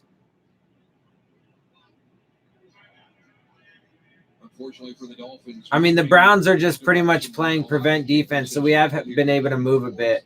What the hell happened to Mark Walton? He was the okay, but then he punches. Yeah. Yeah, so real quick about that. Like, I really hate when people are like I heard some people say that, oh, man, the Dolphins are super tough and they're not going to stand for, for players, violating policies and stuff like that. And that's why they immediately cut Mark Walton after he got arrested for the fourth time. You decided to take a flyer on this guy after 3 arrests. So you don't get credit for cutting him immediately after he punches his pregnant girlfriend in the face. And, you don't get to say, oh, see, they're, being tough and not standing for that. No, the dude was arrested 3 times and they still gave him a chance. So, no, that was just all around yet another example of a bad decision by this regime and bad evaluating. Anyway, so we're out of timeouts, 31 seconds left. We've moved down the field a bit, though, so let's see if we can at least maybe get a field goal. In terms of the quarterbacks and the 3 first-round picks, what the Dolphins might have in store. Right now, the Dolphins holding the 4th overall pick in that April draft.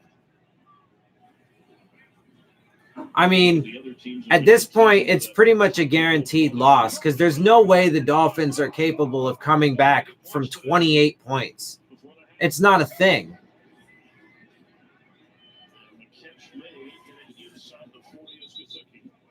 I mean, we're almost to field goal range, though, so maybe we can at least avoid being shut out.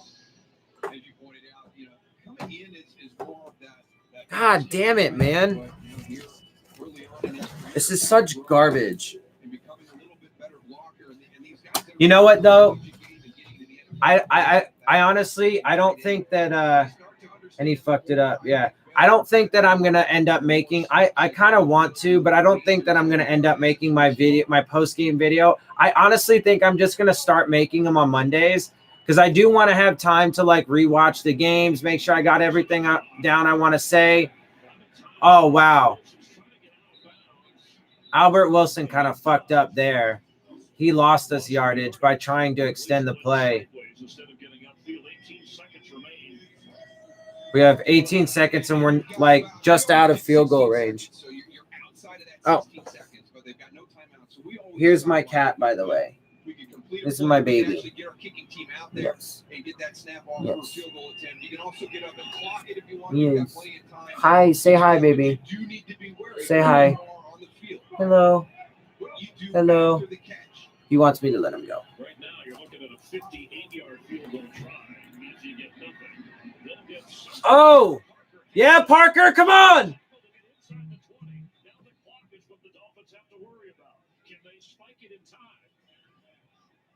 Can we spike it? 1 second. We did it in 16, they did it in 17. Who's we, by the way? Oh, your Cowboy team. Oh, I'm sorry, that's right. Nice. Well, we should be able to kick this field goal anyway. But yeah, so I'll most likely be making my post-game video tomorrow. So just to let y'all know that. So we did get down in field goal range. We are about to kick a field goal. It's pretty much a chip shot. So hopefully Jason Sanders doesn't shank it or something, or it get blocked. No, it's good. All right. Thank the Lord. We are not going to get shut out. But it's still 28-3. So, I mean, it's not like that's much of a fucking accomplishment.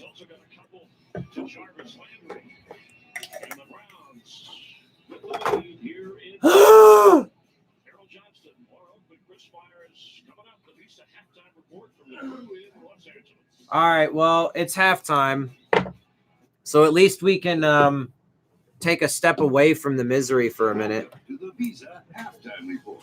Visa, everywhere you want to be. Maybe a little bit more than the defensive battle than we thought. 10-3 right now. Seahawks on top as well. Visa halftime. Fuck. All right, well, let's see. Bills are still beating the Broncos 6-0. It's still halftime. Giants are up 7-3 at halftime over the Bears. Bengals are up 7-3 at halftime over the Steelers. Jets are up 13-3 over the Raiders at halftime. The Redskins are up 13-6 over the Lions at halftime. So that's an interesting, it's an interesting fucking turn of things, right?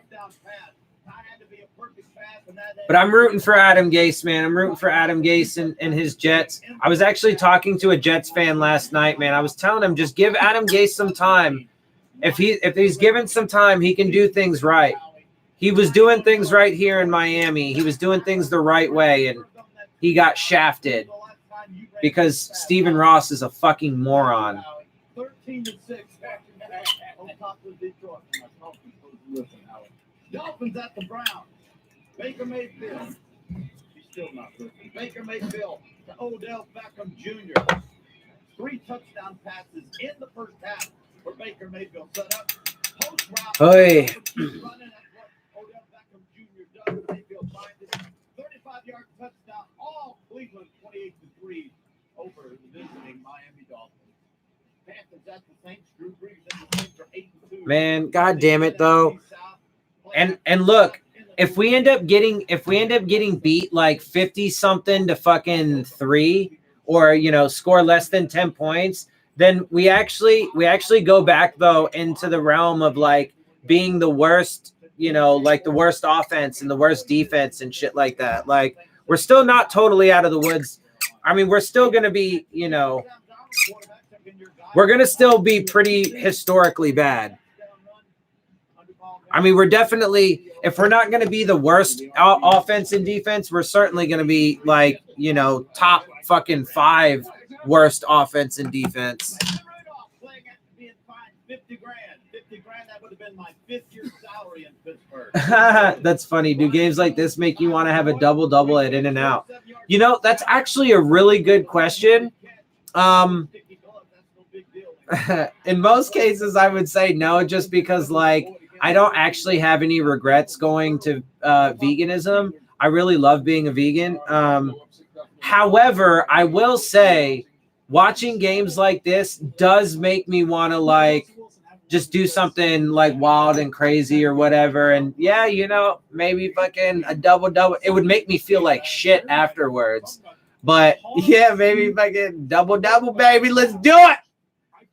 I mean, like, at least I could have like massive enjoyment, like, while I'm eating it, and then like I'll just feel like garbage afterwards. But whatever. The Bengals, yeah, the Bengals are winning right now. And Tanny, yeah, I wanna watch that Titans Jags game, but I'm pretty sure the Titans definitely can and should win that game. So. Glad I'm not the only person smoking after this abomination. Yeah, I'm about to in a minute. I just cut some up.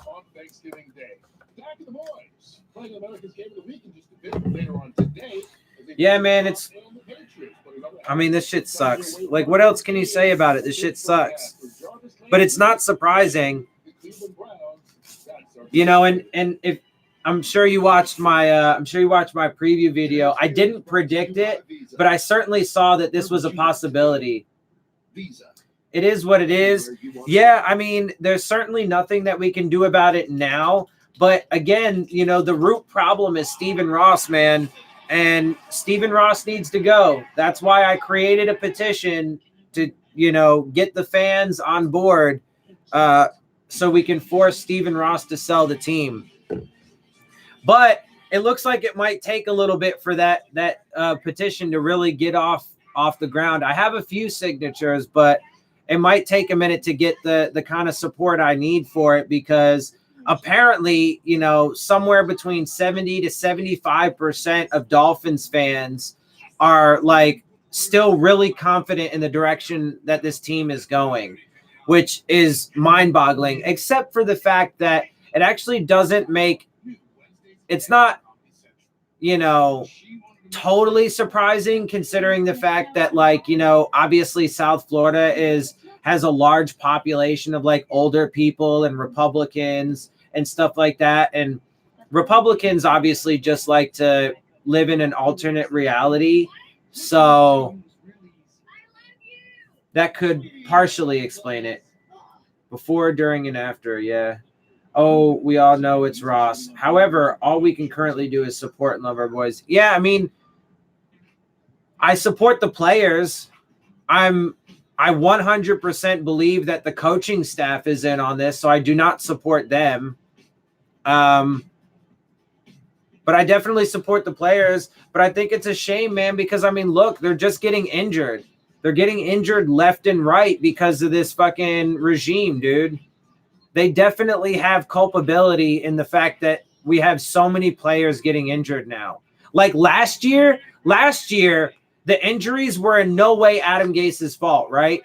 Like, he built a good team. We started the year off 3-0. We had a high-powered offense. Our defense was really good. And then just injury after injury after injury, right? Like, you know. And so, but this year, you designed the team to be, I mean, like I said, you know, it's like an expansion team or a college team is playing, you know, against the NFL. Or it's like, you know, a high school team is playing a college team. I mean, when you do that, of course you're going to get fucking massive injuries. Support the players, not the organization. Yeah, absolutely, 100%. Ross has hired a Colombian kill squad to eliminate anyone who signs the petition. That's funny. I mean, I'm not dead, so that can't be true. No, but, I mean, obviously Stephen Ross wouldn't like that. I mean, he's going to be a stubborn old fool and continue to drive this franchise into the ground until he dies. But nah, I'm not resounding, or I'm not satisfied with that, man. I'm gonna keep pushing it, bro. I'm gonna stay here to be the lone voice in the dark, man. The lone voice to fucking illuminate with truth and facts and data. We need better DBs. Yeah, we need better everything. I have a question. Are you going to live stream the draft even though it's yeah, I'll absolutely. I'll be watching the draft. I mean, I won't, you know, I can't show the draft because that's also illegal, but I will be doing a live stream during the draft without question. Because, yeah, I'm definitely going to want to fucking have live reactions to their bullshit draft. It's nice at least at the end of the week we all get together and bond over this bullshit. Always nice to end up here and chat. Definitely, man. Yeah, without question. He should hire Saban. I mean, Nick Saban's done wonderful things at Alabama, you know. He just, you know, Nick Saban is like the quintessential college coach, though. Like, he's great at being a college head coach. You know, it just didn't seem like in the NFL was really his forte.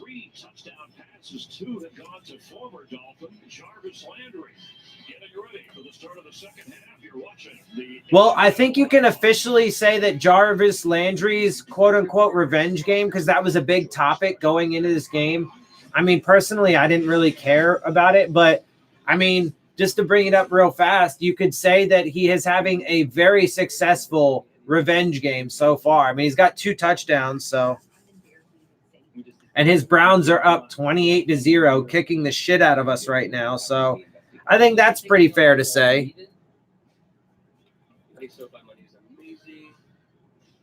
Who's our best player overall? Do you think that Devontae is going to have over 1,000 yards? Who's our best player? I mean, if you count the people that are on injured reserve, Xavier Howard is clearly the best player that we have on the team. Do I think that he'll get 1,000 yards? Yes, I think it's possible, but everybody's gonna be like, oh, see, that means that this coaching staff has done so good with Devontae Parker and blah, blah, blah. But let's keep things in perspective. It's the first time that he's actually been healthy, which is the major thing. The question has never been the dude's talent. It's, can he stay on the fucking field, right? So he might actually pass 1,000 yards, but he still hasn't consistently dominated game in and game out. You know what I'm saying? And he's not living up to the potential that he has or really his status. 1,000 yards, that would be great, but I mean, it doesn't really prove anything. I'm out of school this week, so I get to watch another one of your games Sunday. Nice, awesome. I'm from Cleveland, and it's kind of nice to see the Browns aren't the only team with years of shitty drafts, and I was hoping the game would have been close. I appreciate it. Yeah, man. Look, I'm a Dolphins fan that categorically disagrees with this entire tanking process. I hope that you have a great Thanksgiving. Appreciate it, brother, and I hope you do too. Douchebag, got to be the most important guy on the field. 28-0. Thought we got a field goal. We did. It's 28-3. Yeah, it's 28-3. Can you tell your fans to sub me? Yeah. I mean, you got like 3 channels, so.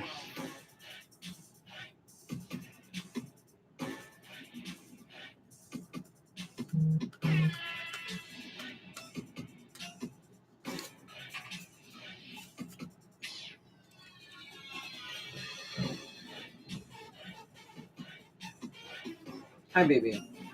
Oh my goodness. All right, well, I'm ready to get back to it, dude. I want to know if this is going to be – I want to know if the second half is going to be just as embarrassingly which it probably will be because, I mean, we get worse in the second half. So, man, this fucking sucks. I hate this shit. From Kansas, and I hate the Chiefs. Chiefs are a really good team, man. And Patrick Mahomes is a massively unique talent. Nobody can do what Patrick Mahomes does. I'm the only family member that loves the Dolphins. Have a good Thanksgiving. You too, brother. And, I definitely can't hate on you for choosing the Dolphins over the Chiefs, even though we're going through this madness right now. But so let's see. Bills are up 13-0 over the Broncos. Giants still leading 7-3 over the Bears. Bengals still leading 7-3 over the Steelers. The Jets are now leading 20-3 over the Raiders. See, I told you, bro, if you give Adam Gase some time, man, Adam Gase is gonna do some good shit. Any players catch your eye for the draft? I've got my eye on Marlon Davidson. I mean, I would like Chase Young. Chase Young would be a really good addition to this team. I want to see us improve, across the offensive and defensive lines. I mean, we need, players at skill positions, running back, receiver, cornerback, safety. I mean, we just need so much. Like, where do you even start? And no, not quarterback. Flores said, not surprisingly, is we've got to stop hurting ourselves with those penalties, and we've got to string consecutive plays together. Hi, baby. I'll get you some food in a bit. Fuck off for right now. I love you. with a Hi, shoulder injury. precious boy. As for Freddie Kitchens, Yes. he said, I preach focus all week. I'm proud of how they came out. I didn't like Matt how Moore everyone came to broke play. up. My He grandpa came out likes and the Bear finished when they had Mike Singletary. Yeah, anyone from the Auburn line would be a good pick. Yeah. And another shit Kalen Ballage run. Surprise, surprise.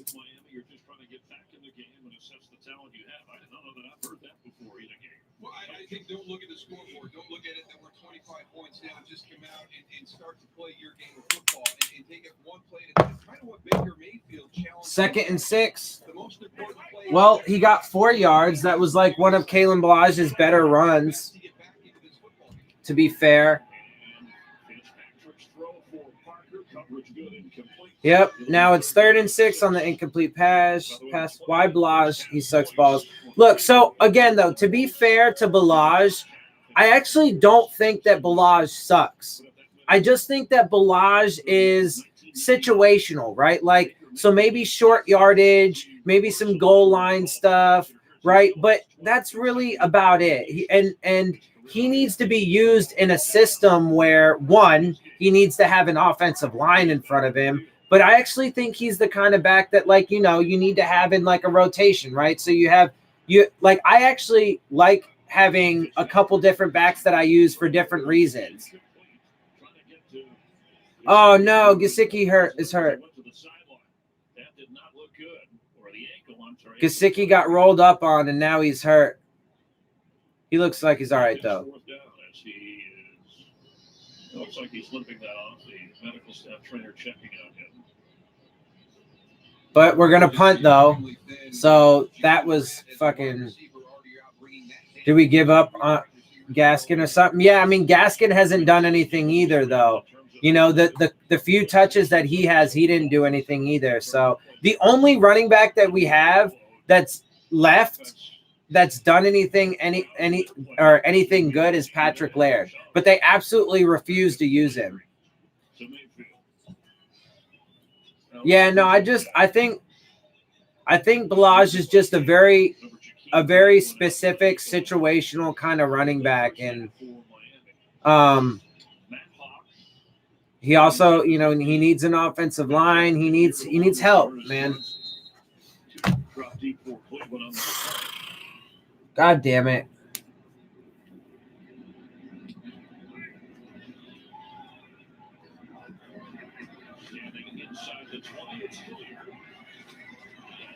Oh my God, tackle.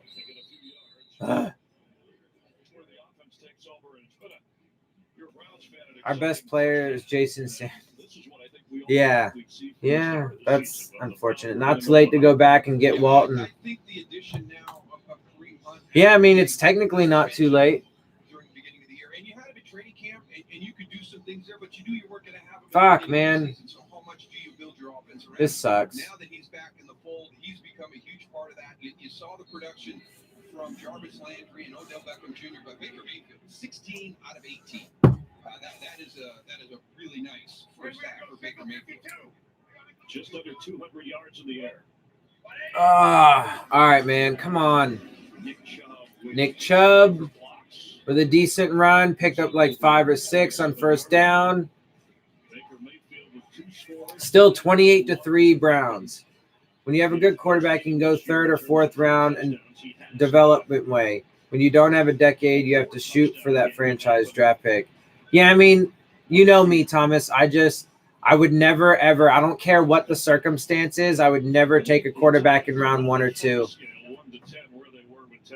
There is no possible situation that would ever convince me to do it. But that's just me, man. Who knows? Maybe I'll get to be the general manager or something of the – honestly, I would love to own the Dolphins, but I seriously doubt I'll ever have the kind of money to do that.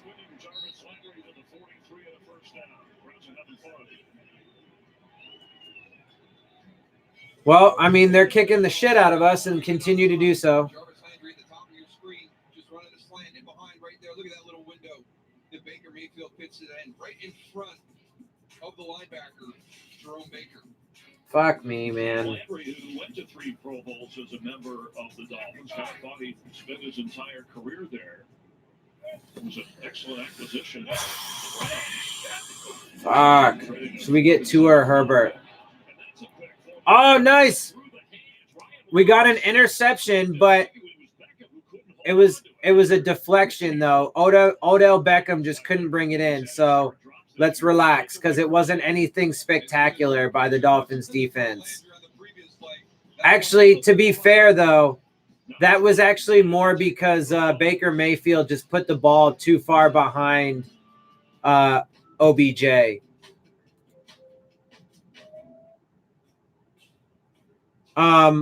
Yeah, no, I don't think Tua is worth taking a risk on at all at this point. And by decade, I mean Ross's projected lifespan. Yeah. Not Tua. Oh, see you later. Marino was a first-round pick. Didn't tank to get him, though. Yeah. Have a good one. But even Marino is an example, right? As great as he was, they still never won a championship with him, right? So that's why, like I said, man, first-round quarterbacks far more often are either busts or just average than they end up being great quarterbacks. And even when they end up being like franchise quarterbacks and great, like Dan Marino was, even sometimes they don't end up winning championships. And that's just how it is. But then when you look at guys like Russell Wilson, Dak Prescott, the GOAT, as much as I hate to say it, the GOAT, Tom Brady, they were late round picks.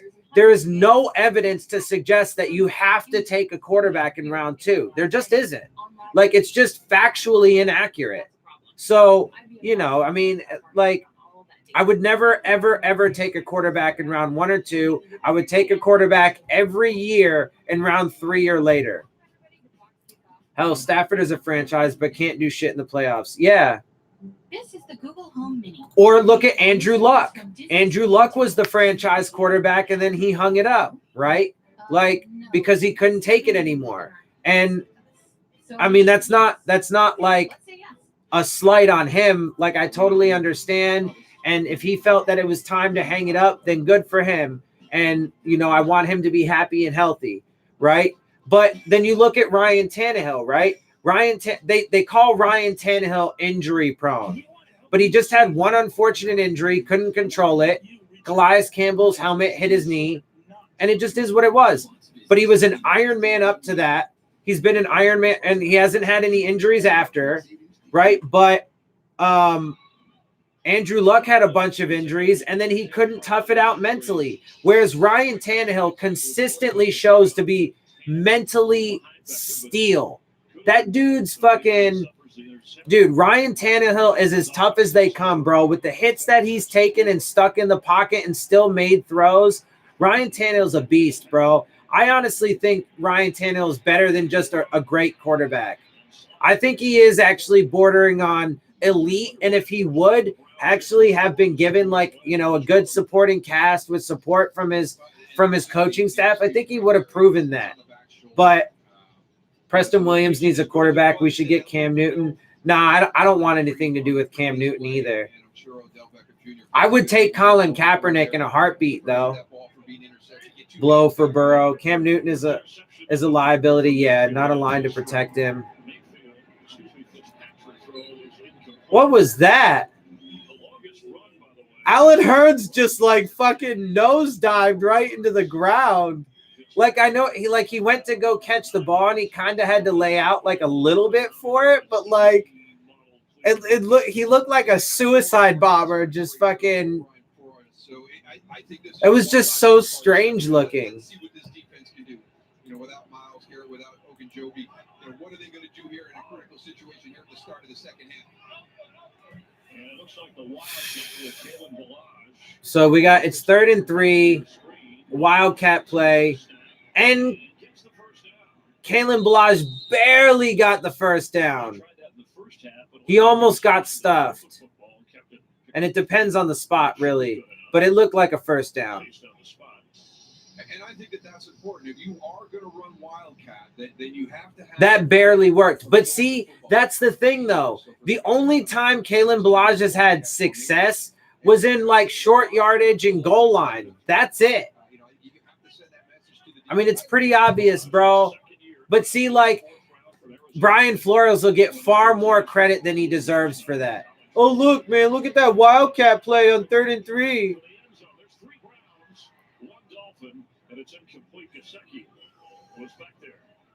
Shot to the end zone, incomplete. Into triple coverage. Mike Gesicki couldn't come down with it. What if you are doing the best player on the board route and a great quarterback fell in your lap in the first round? 33 players fined from the helmet incident with the Steelers Browns a week ago Thursday, and they're going to play each other next Sunday.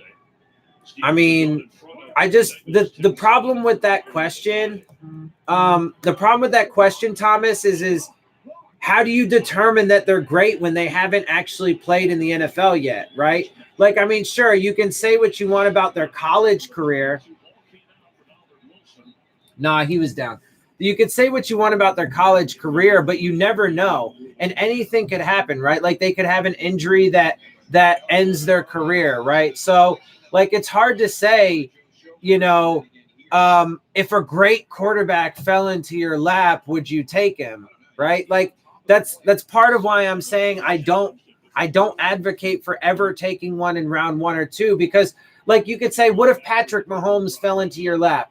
Okay, and I do think that he is a massively special talent, and that would be super, super enticing. I'll give you that. However, I mean, you just don't know.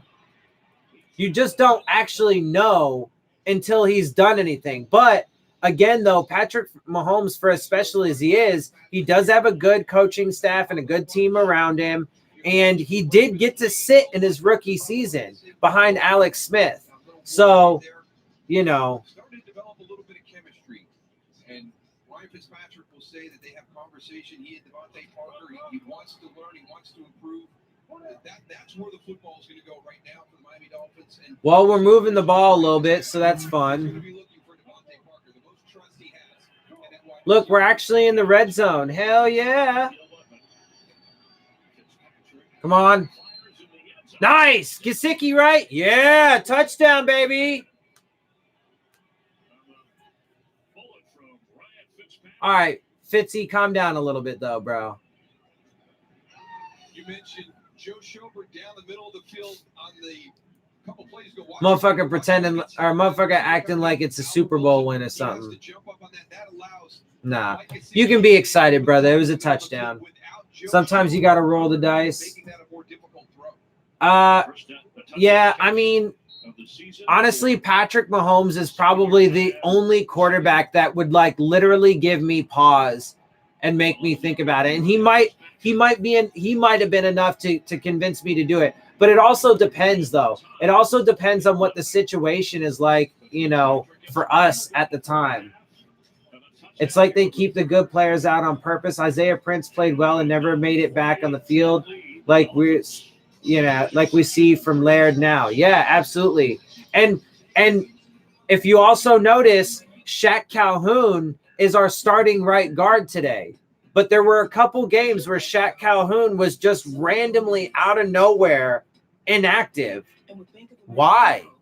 He wasn't, and he's never been on the injury report. Not once has Shaq Calhoun popped up on the injury report. So why was he inactive? And even though he was one of your better offensive linemen, even though your offensive line has been overall garbage, even though you had some injuries on the offensive line.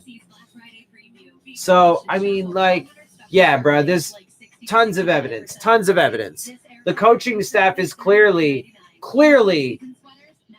putting this team in bad position. Clearly putting this team in bad position in multiple ways. Their use of players, their use of timeouts and challenges, blah, blah, blah, blah. You go on and on and on all day. You guys know what it is.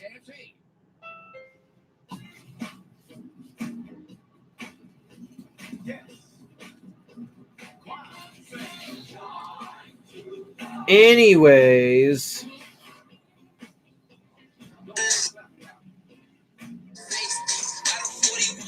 Honda Days is on now. Unwrap the joy of a new Accord, the best midsize sedan in America, according to Car and Driver. That's all right. Oh, good Lord. Should we get Andrew Luck? like we did with Jay Cutler. Nah, man, I want Andrew Luck to enjoy his retirement, man. He felt it was time for him to hang it up. I respect that. I want that dude to be able to enjoy his retirement and move on to bigger and better things, man. Let's see. In the first round, John Elway, Todd Blackledge, Jim Kelly, Tony Easton, Ken O'Brien, and Dan Marino. The highest number of first-round picks for the position. Yeah, and look, there's a handful of really good quarterbacks that come out in the first round. Shout out.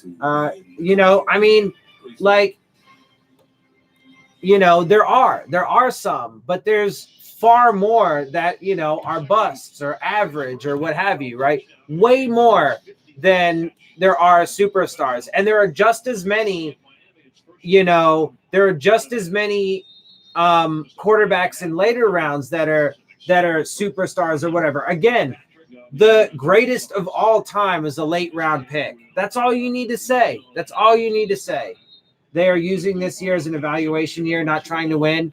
Yeah, I mean, you could say that, right? And that's part of their, whatever. But how do you even evaluate guys in this mess? Like, really, how do you evaluate? It's super hard. It's super hard. There have been, a couple like bright spots every now and again and stuff, but super hard. Should we get Cam Newton? Nah, again, like I said, I wouldn't do anything with Cam Newton. I would take Colin Kaepernick. He's like the only free agent quarterback right now that I would take, Colin Kaepernick.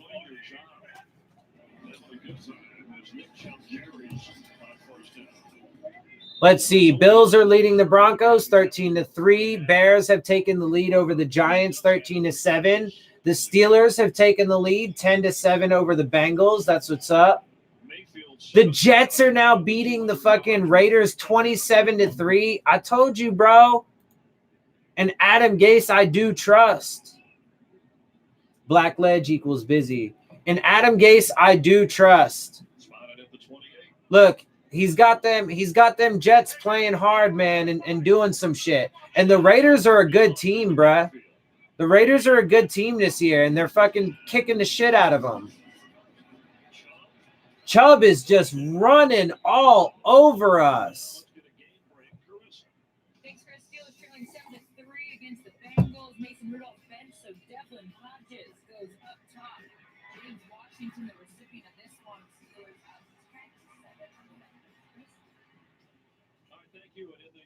Again, where the Browns are 2-0, they beat Baltimore, and they're going to play the Ravens again. I don't want to see Fitzpatrick under center next season. Yeah, I don't think that's likely, because what's the most likely situation is that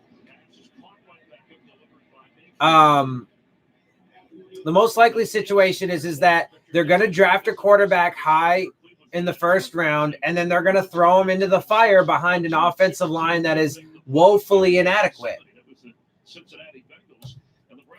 And then he's just going to get mauled. But I do think it's likely that either Fitzpatrick or Rosen ends up being on the roster next year. I find it pretty inconceivable, that both of them will be here. And the Browns are now to midfield. And they are just continuing to move the ball on us with, ease. I mean, really, at the end of the day, they're doing, draft quarterback in 2020. Draft a quarterback every in round 3 or later. That's it. Every year, in round 3 or later. It's super easy, bro. Yeah, I mean, if you want to argue, Kaepernick is a quarterback, but I mean, I think he actually is a really good quarterback. Although I would just be careful about being, saying things like, I'm not a racist, just because, like,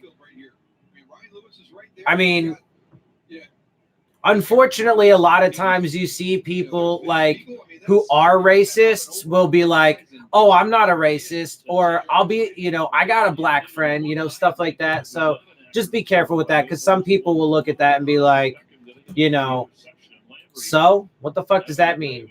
Yeah, the Jets just scored again. Dude, the Jets are kicking the shit out of the Raiders, 34-3. Just like the Browns are kicking the shit out of us. Yeah, no one enjoying this day right now more than Landry. People who said if an accident, if this game is What quarterbacks are free agents next season? when I got drafted to Miami, Yeah, Colin Kaepernick is the only free agent quarterback I would take for sure. I was a leader, so he said this day will be emotional, but at the end of the day, I just want the win. We need the win. It's not about me or on his birthday, which is today. It's about this game. He stays in touch with Devontae Parker and Shaquem Grant from the Dolphins team that he played on. Come on, let's stop another score, man. At least a touchdown. Let's prevent a touchdown.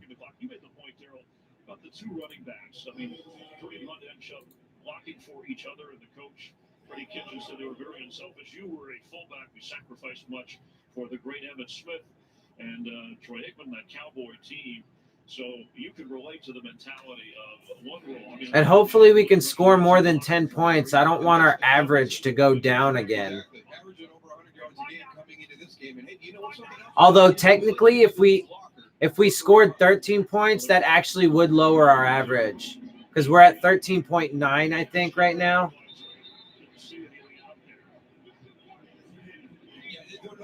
They're not executing their screen game really well this afternoon. And when you've got a good running back, that allows play action to become a big component. It also allows the screen game to become a big component. Right now, that offensive line is leaving a little bit too early. They got to sell it a little bit more. This Dolphins defense is recognizing. Oh, come on, guys. Under 5 minutes to go here in the third quarter. Come on, let's get a stop and hold them to a field goal. Hilliard has come into the game with Kareem Hunt. Baker Mayfield tries to get out of it, but he is sacked. Nice, we got a sack. Cool, we got a sack. Let's see. Tannehill. Yeah, I would definitely take Tannehill back.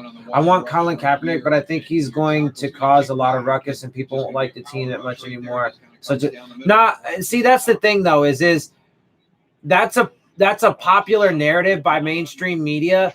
But look, dude, there is a significant portion of this country that is racist, but the majority of this country is not racist. And just like how you saw, there were a bunch of fucking idiot white people that burnt their Nikes and shit like that after Nike supported Colin Kaepernick. But if you noticed, Nike actually fucking their stock went up, their fucking sales went up because the vast majority of the country actually supports Colin Kaepernick. It's not that late to see what Donovan McNabb. Cap would only get the league minimum. He wants press, not a job. No, I mean, Colin Kaepernick absolutely 100% got blackballed. I mean, the entire fucking situation with the workout that they just did was a total fucking sham. I mean, the NFL is they do not get any fucking credit for that. Colin Kaepernick is 100% right. And no, I mean, he wants to play, dude. He wants to fucking play. And he's even said he doesn't, he's not looking to sign some massive contract or anything. He just wants to play. But they're not gonna. No team is gonna do it. I hope that we scored a Devontae because he's on my fantasy. Nice. Well, I hope we score. Period. At all. Whoa! Burger King is now on Uber Eats. You can buy one Whopper and get one Whopper when you order. Have your next ring come from the King. Buy one Whopper, get one Whopper when you order Burger King. This is America. Everyone is prejudiced. Not everyone, dude. It's not. That's not the case, man. It's really not the case. The majority of America is not. I know it seems like it. I know we have a racist, misogynistic, bigoted president, and I know it seems like that. And I understand why. But trust me, man, the majority of America is very progressive because it's look, The difference is the older generations versus the younger generations.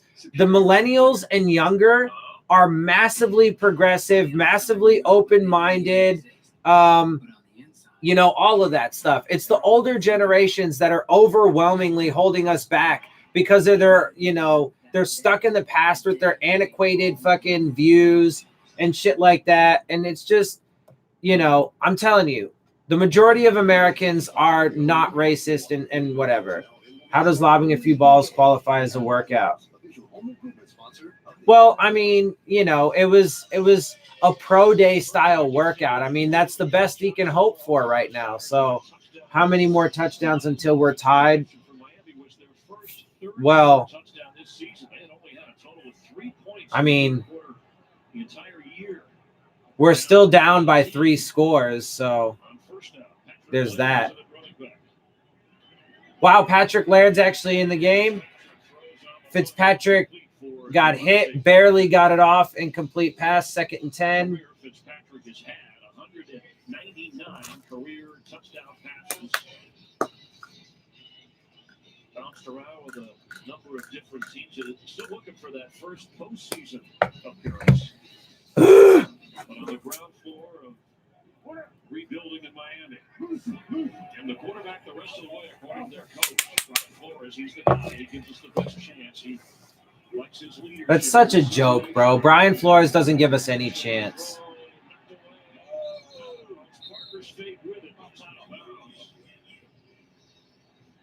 See, that's what we brought Parker in to do, but yeah, I'm pretty sure that was out. This is great by both. The deflection by Denzel Ward there. I thought he was going to intercept it, and I thought Devontae was just going to knock it away, but just didn't get that second foot down in time.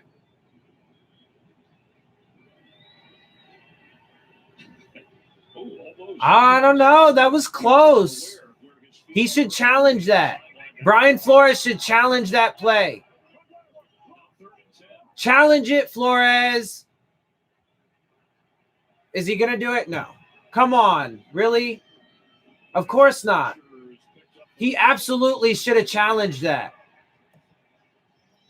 Without question, Brian Flores should have challenged that. It might not have been overturned, but if you want to give the dude credit for being aggressive, smart aggressive, you have to be smart aggressive. That would have been a great time to challenge.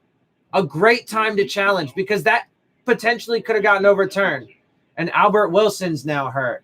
You've been in SoCal too long. Nah, bro, I'm telling you. I got confidence. It's because I follow politics and shit really closely. And I see things in the world, man, that are happening. And I see the potential there. And like all the polling shows that the younger generations are massively progressive. So I do have some faith. I do have a little bit of hope. That was away from where Wilson caught the ball. There's a Browns penalty, but yeah, Albert Wilson's hurt. Some helmet to helmet for sure. Which might save us on this drive. Maybe he had the number wrong. Because we have to look to see what Demarcus Randall, who was called. He's been in some hot water later as they. Yeah, Jets 34-3 over the Raiders. The Lions have come back and tied the game at 13 with the Redskins. The Steelers-Bengals game is tied at 10.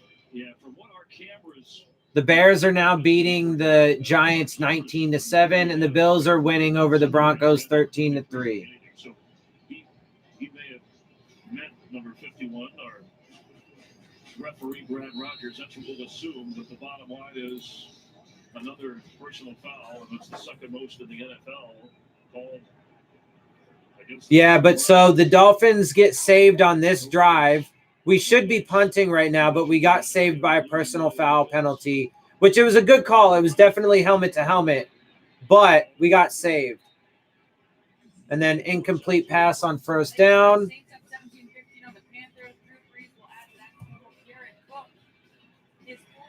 Come on, Steelers. I need y'all to fucking win, baby.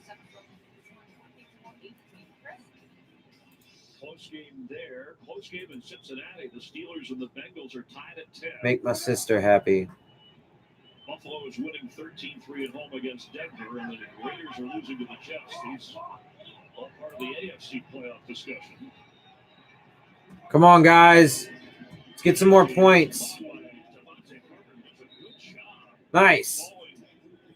Yeah, that was actually really good awareness by Devontae Parker on that play. To know where the fucking first down was, to know where the defenders were, and to have the body control to get around the guy so you can get the first down. But also, let's keep in mind, again, full context, this drive of ours actually should have ended in a punt if it wasn't for that helmet-to-helmet by the Browns. Good luck. The score right now is 28-10. Why 4 dislikes? Because there's always haters, bro. There's always haters, man. And it's all good. No worries, brother. I appreciate it, but there's always going to be fucking stupid-ass haters and shit, so it's cool. I don't mind. At the start of the route. Come on, guys. Let's get some points. Let's get a TD. Come on, come on, come on.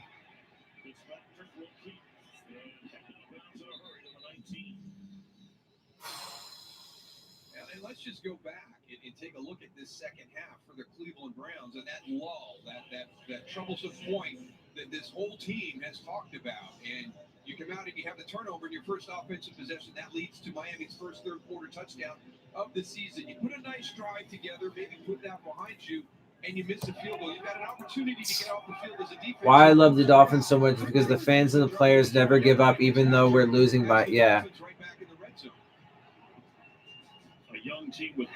Come on. See, look, Patrick Laird.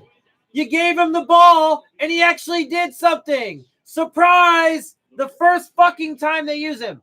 But, I mean, we haven't been competitive all day. So, you can give credit to the coaching staff for finally giving him the ball, but the third quarter is about to end. So, they don't get that much credit because it's kind of fucking late. Yeah, it has been another Balaj week. I mean, they've stuck with Balaj for the vast majority of this game, and it's been a disaster. Myles Gaskin's gotten a few touches. That hasn't worked out at all either. Fitzpatrick just got sacked. Come on, guys. It's second and goal, though. Let's punch this in. But nah, bro. If the Browns had Myles Garrett and Ogunjobi and Olivier Vernon, or if they had any of those guys, they would have like 15 sacks.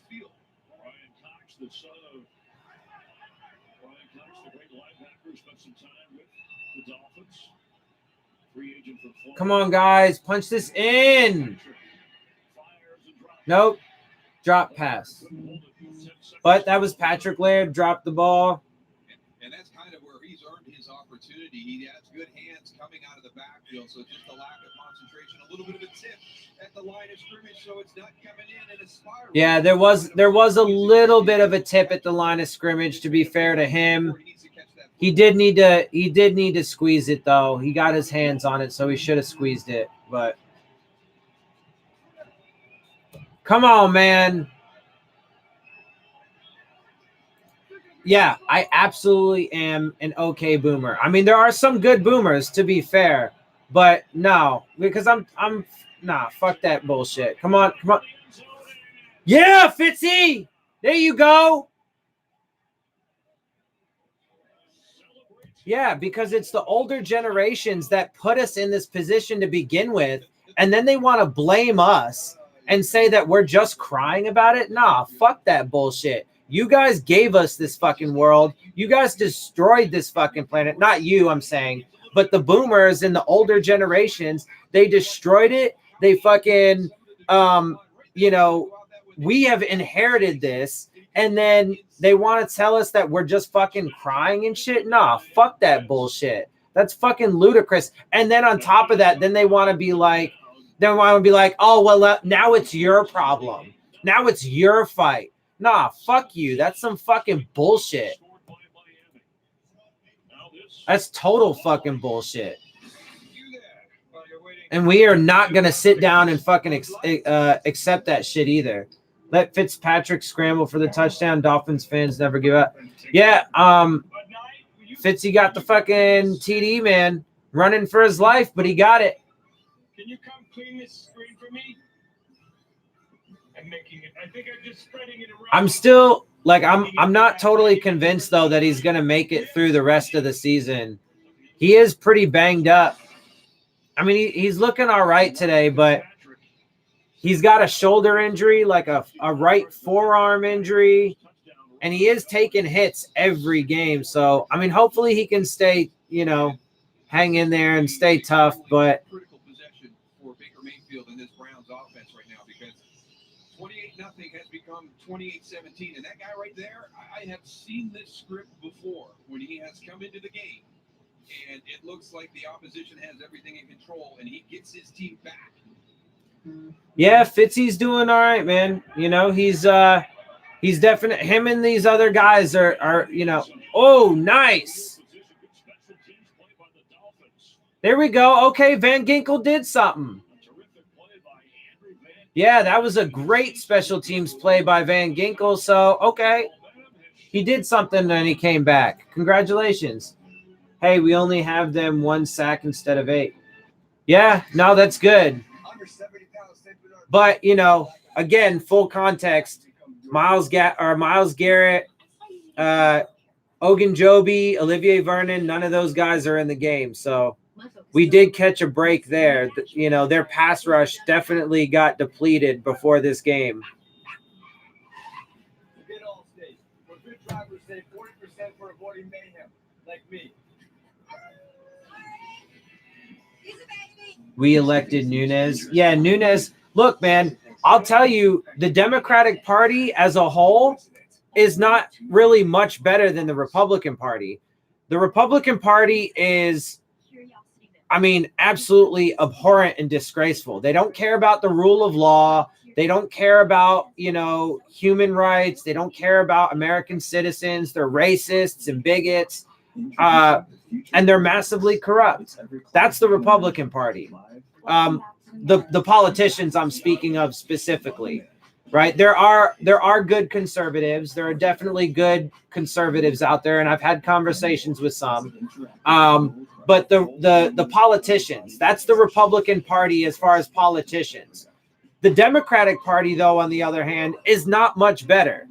To be clear, I love Bernie Sanders without question. I do really like Elizabeth Warren.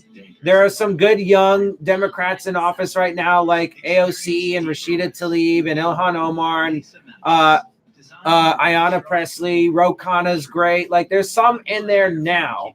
But the vast majority of the Democratic Party is still just the establishment. They're still there to uphold the status quo. And they're literally paid by the same donors as the Republicans, but they're paid to be the opposite side of the coin. They're paid to be weak and ineffectual. They're paid to fucking lose. That is the entire purpose of the establishment Democratic Party. Nancy Pelosi, Chuck Schumer, they're jokes. They're jokes. It's all about the bucks. It is. Derek Carr done for the day. Well, they're getting fucking destroyed. What about the impeachment circus?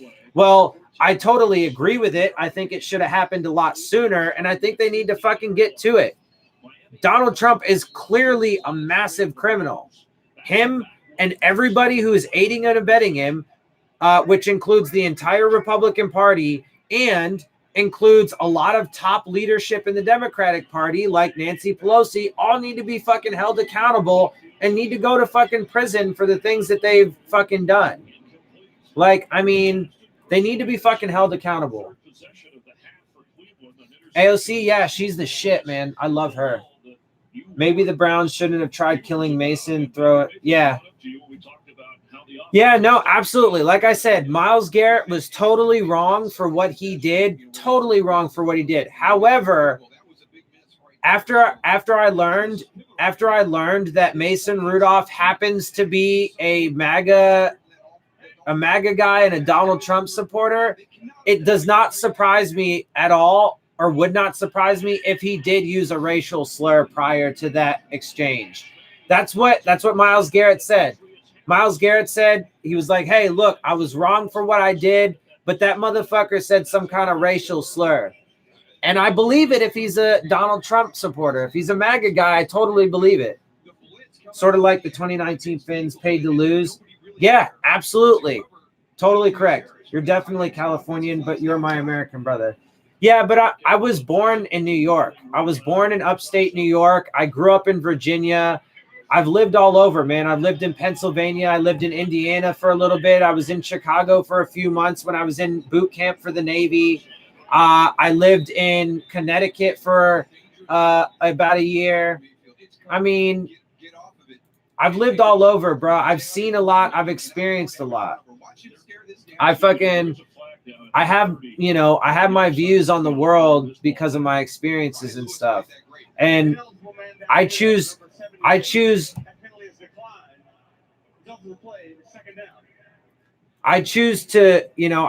look at the good in humanity and fight for the good things. Let's see. NFL has reviewed audio, and there was no audio to support that claim.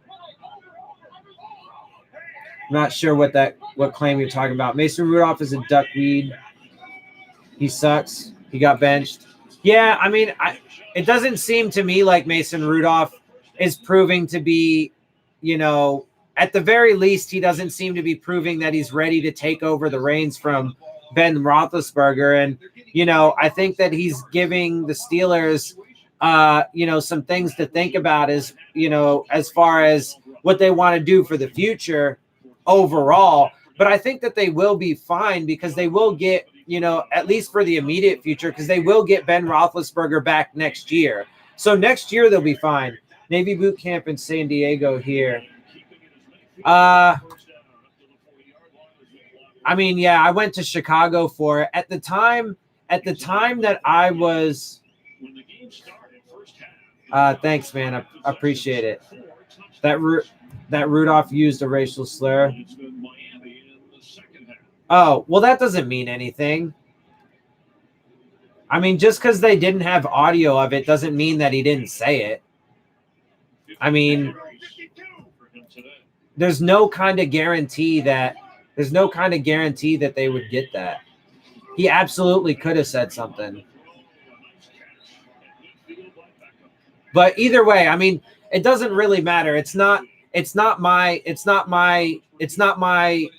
position to judge that.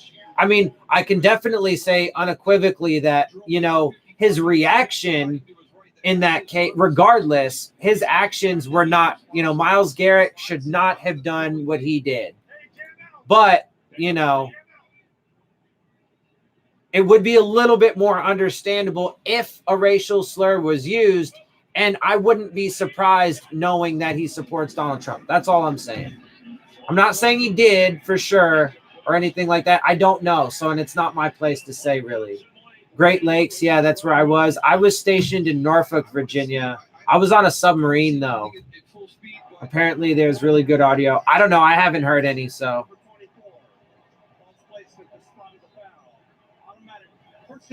Another pass interference on us.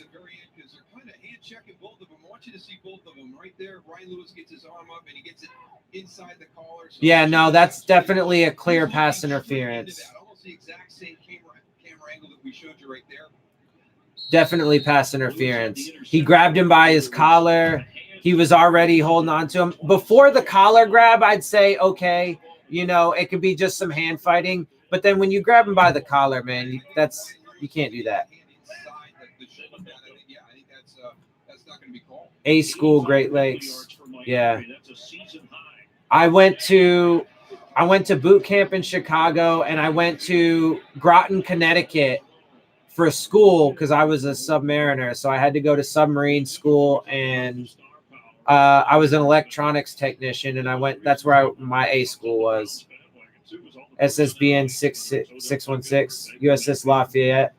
Yeah, I was on the USS Boise. Like I said, it was a submarine. USS Boise. That was me. And I just do believe that there was some change in that offense from last year to this year. It took them a while to get into it. You hear the guys talking about Come on, man. Let's hold them. They're in field goal range.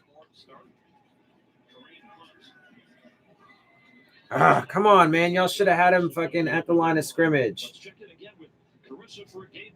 Thanks so much, Chris. Seahawks up 10-3 on Philly. Russell Wilson hands it off to Rashad Penny, who does the rest.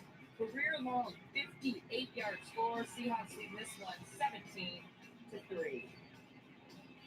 One of those powerhouse teams in the NFC, along with the Packers and the 49ers. Wow, that was impressive. A Seahawks player just like leapfrogged Rashad Penny when he was standing straight up. That is impressive.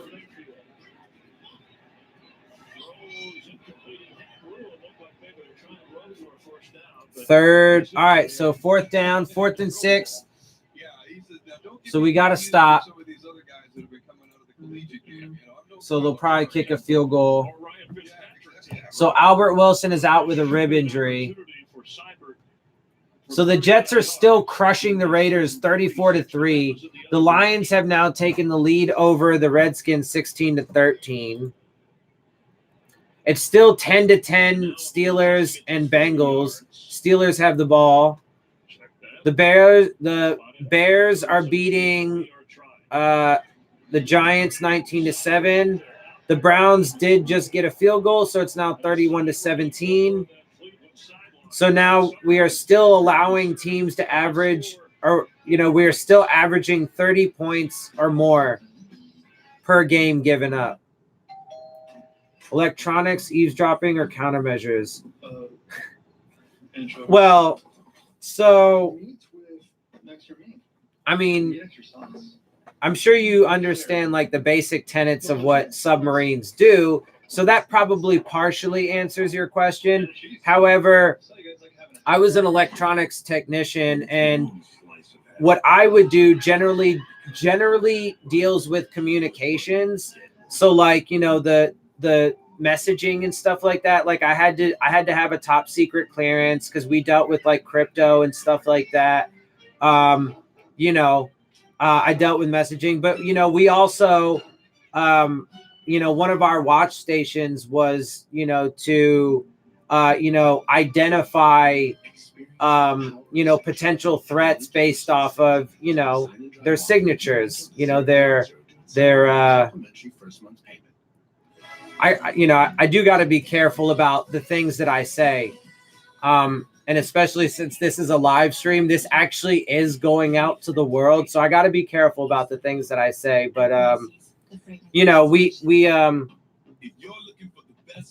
radar and stuff like that. Like we would man like, radar and other things that were allow us to identify, possible enemy like warships or planes and stuff like that. So that's what I did. Lived in Groton, also off crew. Yeah, top secret clearance, lift driver, a little overqualified. Yeah, well, my time in the Navy didn't turn out so well because, as you can see, I'm a very outspoken person, and I do not deal with like, biased people who preach standards but don't live up to them. I don't play favorites. Like, I hate all that kind of shit. And the politics that they played in the Navy, and definitely, especially in the submarine force, was despicable. I mean, before I even got to my boat, the people in my chain of command had already decided that they didn't like me. And I know that because I had people in the upper chain of command tell me that to my face. My first chief that I had on my boat told me to my face that he was going to write me up for everything he possibly could so he could get me kicked out. My chief of the boat, told me he didn't like me and would, separate me if he could. They stripped me of my top secret clearance. They stripped me of my Dolphins. I actually technically don't have my Dolphins. I went to Captain's Mast NJP 3 times.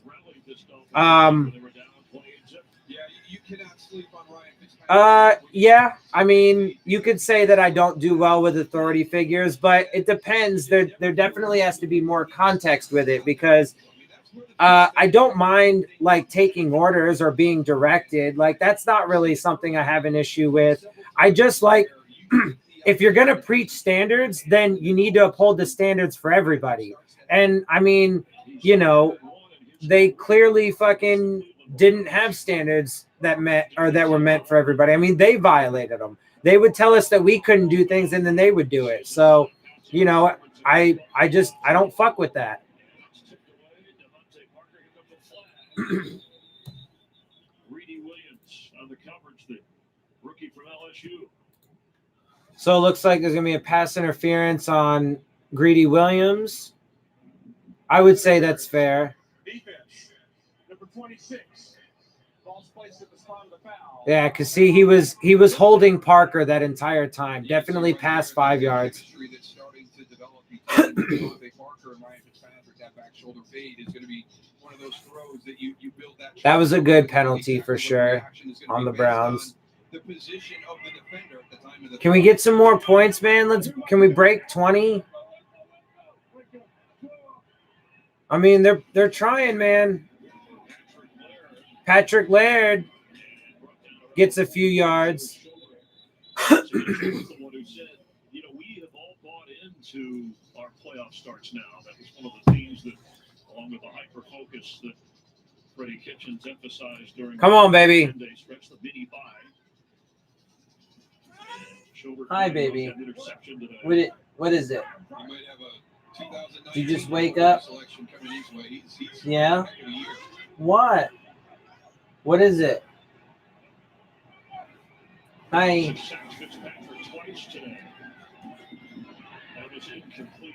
Incomplete to Allen Hearns. 3rd and 6. Dolphins ball still for at least one more play. You need to feed your cat. I mean, he's not starving. He's already eaten a good amount, but he does want more food. He's a little fatty. He's a little fatty. No, I'll feed him. I'll feed him when the game's over. He can wait. They never give up. Doesn't matter what the scoreboard says. They're going to keep fighting. Second youngest roster currently in the NFL belongs to Miami. Baby. Come on. Get away. Oh, Fitzpatrick sacked again. So that's 3 now. So they do have 3 sacks now. From the secondary and eventually brought down Fitzpatrick. Good job by coverage on this by the Dolphins right there. That was where we wanted to go first. Love you. Gesicki. Yes, I do. There's Devontae Parker. Love you. But you're already on the move. Your protection is broken down. Listen, I'm gonna make me food after this, after the game, and I'll get you food after the game too. You wait. You gotta wait. Quit crying. You all gotta start somewhere. No. Russ was the U.S. Air Force. Yes. That's my boy. What's the other Dolphins jersey you have in the club? I have a few of them, actually. So I have a Ricky Williams jersey. Ricky Williams was always one of my favorite Dolphins and still is to this day. But the Ricky Williams jersey that I have is like 3 times too big for me because I had one back in the day, but my fucking father is an idiot, and he managed to somehow, like, literally cut my jersey with a pair of scissors. Okay, I mean, I guess, but it happened, and so he felt bad, and he bought me another one, but he bought one, like, he's got a belly, right, and he wears, like, a large or an extra large, but I've always worn medium, like, my entire life. I work out a lot now, and so I'm bordering on, like, maybe having to go to large because my shirts are getting a little tight. But, like, I've always been a medium, and he bought me like an extra large. I'm like, why? Why would you do that? Anyway, so it's massively big, but I have a Ricky Williams jersey. I also have a Noshawn Moreno jersey because I really liked him, but he obviously didn't last for very long. I have a Jarvis Landry jersey. I have a Devontae Parker jersey, and this one that I'm wearing is my Ryan Tannehill Color Rush jersey. Now it could be your kids' turn. We need 32 kids to be in the next NFL Super Bowl commercial. We're looking for the next generation. Relax, dude. You ain't starving, bro. Parents, here's how to enter. Create a highlight reel showcasing your kids' moves, cuts, and game. Submit your video to our website, and we might just see you in Miami. Oh, for fuck's sake. I would like to see us put up some more points, man. I mean, they are fucking fighting. The players are. The players are definitely fighting. Part of Cleveland Browns history, Hall of Fame, in the 100th season of the NFL. Come on. 1st and 10. I mean, they're in the, they're definitely in field goal range again already. So they should at least be able to come away with 3. But that was a first down run of like 4. So let's see if we can get a stop. Yep. So it's 2nd and 6. 9:26 left to go in the 4th. They are up 31-17. Yeah, I mean, this is actually kind of what I figured the game would look like. The Browns end up with over 30 points. Damn. Jarvis Landry just mossed fucking Nick Needham. I don't know what you do if you're Nick Needham. I mean, you've got great coverage. Yeah, I mean, it was great coverage by Needham. Borderline a hold. But no, fucking that was a beautiful throw and catch from Mayfield to Landry. I bought Rosen. Oh, I'm sorry, dude. In the military, the only Mavericks are in the movies. Yeah, that's a fact. That is a fact. I did not do very well in that role in the military. But you know what, though? For all the bullshit they said about me, the one thing that they could never say was that I didn't bust my ass, man. They could never say anything bad about my work ethic.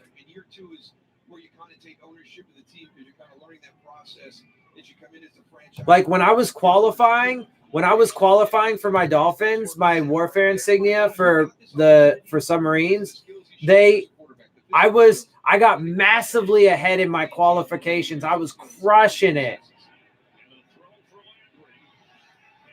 Damn, Landry killing it right now. I mean, we know this is what Landry is, though. This is not surprising. I mean, he's good at this kind of stuff. I mean, and he doesn't have, very quality corners. I mean, it's not like he's going up against crazy competition. Yeah, actually, that's exactly what I got. I got general under honorable conditions. That's exactly what they gave me. Because they're fucking cunts. Excuse my language. I know that's a harsh one. But they're fucking ass clowns.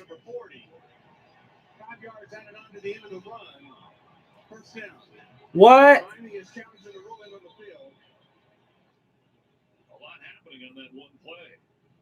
So it was a catch, but they said a pass interference on us? Oh, no. No, hold on, though. No. Brian Flores is challenging this catch right now, but he wouldn't challenge the other one? I forgot what it was right now. The other catch. Yeah, the other catch by Devontae Parker. He wouldn't challenge that, but he's going to challenge this one on the Browns? Get the fuck out of here, bro. This dude is such a clown. See, he doesn't use timeouts or challenges right. I mean, the ruling on the field is a catch. It looked pretty clear and obvious. I mean, he controlled the ball. He got both feet in. The likelihood of him getting this one is not very high.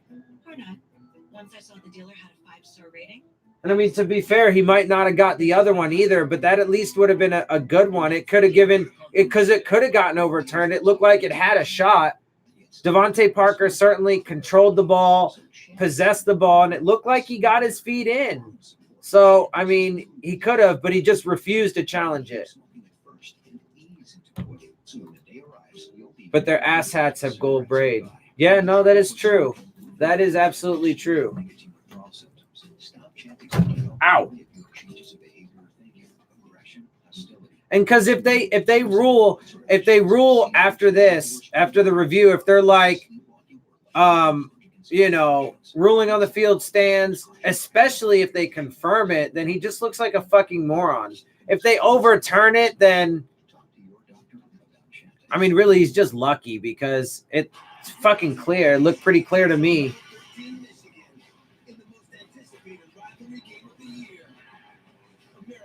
I do want to see it one more time though, at least, so I can get it. Because even on that replay, I didn't get the best look, but it looked pretty clear from it. It looked pretty clear live action. It looked pretty clear in that replay, but I want to see it one more time just to be fucking 100. 100.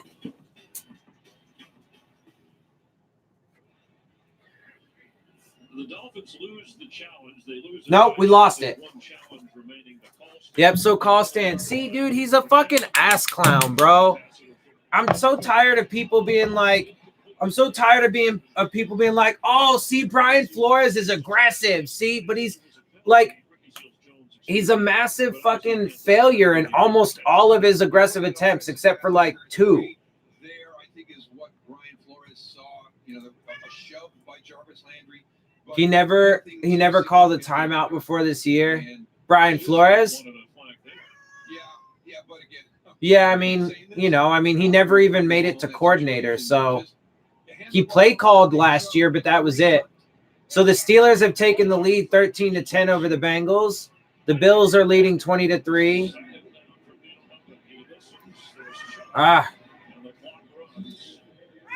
Hang on, baby. Jets are still destroying the Raiders 34-3. Lions are still beating the Skins 16-13. Just to have that memory to go back on later in the year. Hey, remember what we did against Miami? Hold on, baby. There's only 7:15 left in the game. One of the proudest moments I've had in my career with the Dallas Cowboys was against it's the coming. Redskins.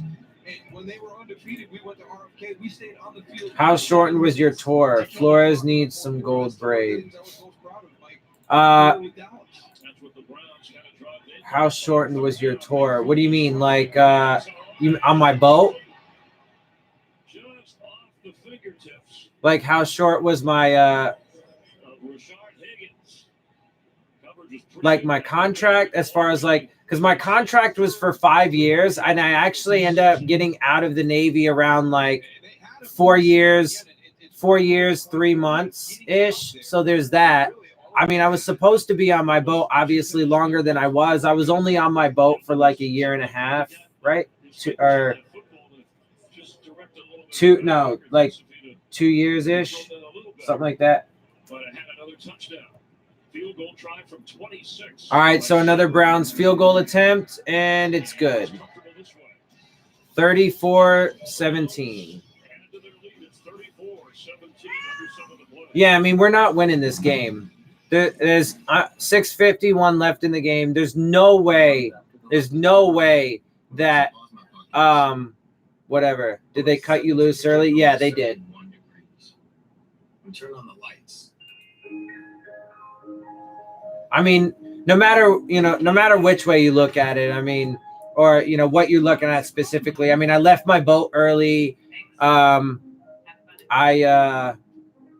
got separated, before the end of my contract or whatever. So, yeah, I mean, in all ways, in all accounts, yeah, that's accurate.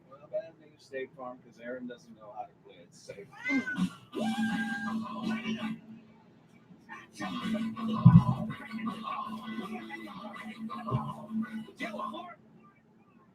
That's enough. Don't mess with my discount. What are my other Get a discount up to 30% with Drive Safe and Save from State Farm. It's better than Leavenworth. I guess.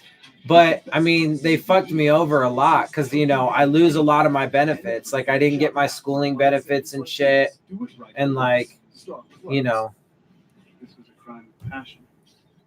Appreciate it, Landon. You know, so, like, they didn't do, and it, you know, it certainly hasn't helped me out in life overall. I wanted to make a career out of it, man, but that didn't work out so well.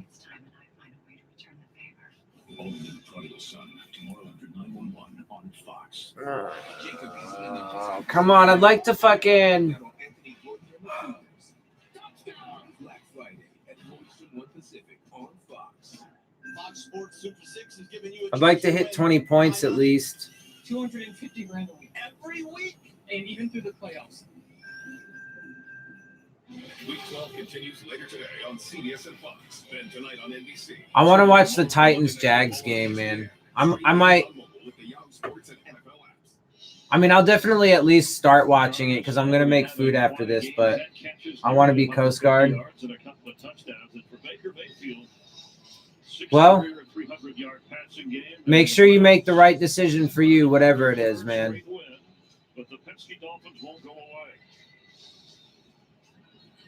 I tried. And, yeah, it didn't work out so well. Field goals have been able to give Cleveland a cushion. If you're enjoying this, stick around. You'll love America's Game of the Week. Dak Prescott and the Cowboys going to touch. And I mean, at this point, I'm a few years removed from it now, so my options at this point have lessened anyway. But I did try. I talked to lawyers and stuff like that, and they didn't fucking. They told me there was nothing they could do. I'm a freshman. I'm still thinking about it. Freshman, what, in high school or college? With Tom Brady in this matchup, is he 4-0 against Dallas? Did I read that this week? He's 4-0. He has performed well against your old team. Come on, man. Let's get to 20 points. At least let's get a field goal. Ah.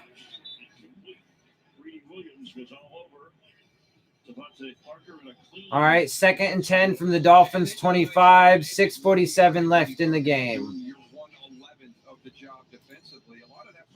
High school? Yeah, man. I mean, look, you know, my time in the Navy, you know, didn't turn out as well as I would like, but I did make some good friends. I did get to see some cool places. You know, the money is not nearly as good as it should be, but the benefits are certainly wonderful and the pay's okay. You can certainly, and Fitzpatrick got sacked again.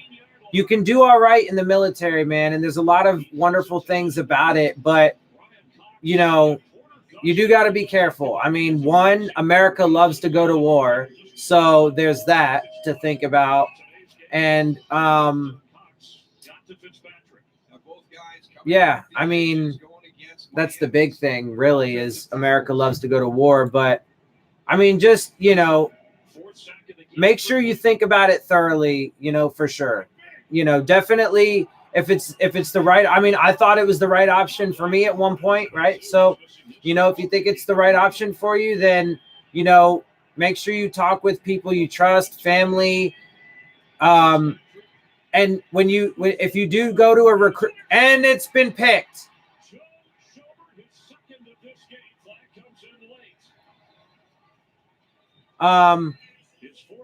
Make sure you ask a lot of questions of the recruiter, and I don't want to say don't trust the recruiter, but make sure you keep in mind that recruiters have quotas. They have to get a certain amount of people enlisted. So when you talk to a recruiter, so the ball was just picked, and there was a block in the back, so they did get a penalty. But they are going to keep the ball, and they're in great field position. They already are in field goal range. That's Fitzpatrick's second. It was a tip ball, but it was a bad pass too. And Joe Schobert said that. And we've got to be ready. Now this is moving to your right, throwing back into the middle of the field. Anyway, that was just terrible. But yeah, of course, man. Yeah, but just make sure that you understand that they have quotas, and they if I'm being honest, they really don't care about, each individual person. I mean, sometimes, there are good recruiters that do really get involved with there, but most of them really are just trying to get that quota, most of them. So, it can be hard to find a good, genuine recruiter who does care about you, but make sure you ask them a lot of questions and just be wary about, about that kind of thing. Try again, become a pain your congressman's ass too. Not too late, delayed by then. Yeah, aircraft carriers over submarines, though. I mean, aircraft carriers live luxuriously compared to submariners. I mean, they have fucking Starbucks. They have full gyms. They got fucking it's easy living for aircraft carrier, people on an aircraft carrier. Say hello to Admiral Yost for you. Okay. Hi, Admiral Yost. Are you like trying to suck up to your chain of command, bro? I'm just kidding. All right, so let's see. Bills 20-3 over the Broncos. Bears 19-14 over the Giants. Steelers 13-10 over the Bengals. Oh, Baker Mayfield got an interception off a deflected pass. There is a flag, and he's got a good run back. There is a flag, but there was a tip ball from a Browns receiver, and it ended up in Baker's hands, and he had a massive run back. Oh, you're talking about the initial pass play. Yeah, the initial pass play. So right there. Remember, it's not just helmet. It's shoulder, forearm by Stephen. Wait, what's the penalty? And now we've got Jerome Baker, local guy. Defense, number 26.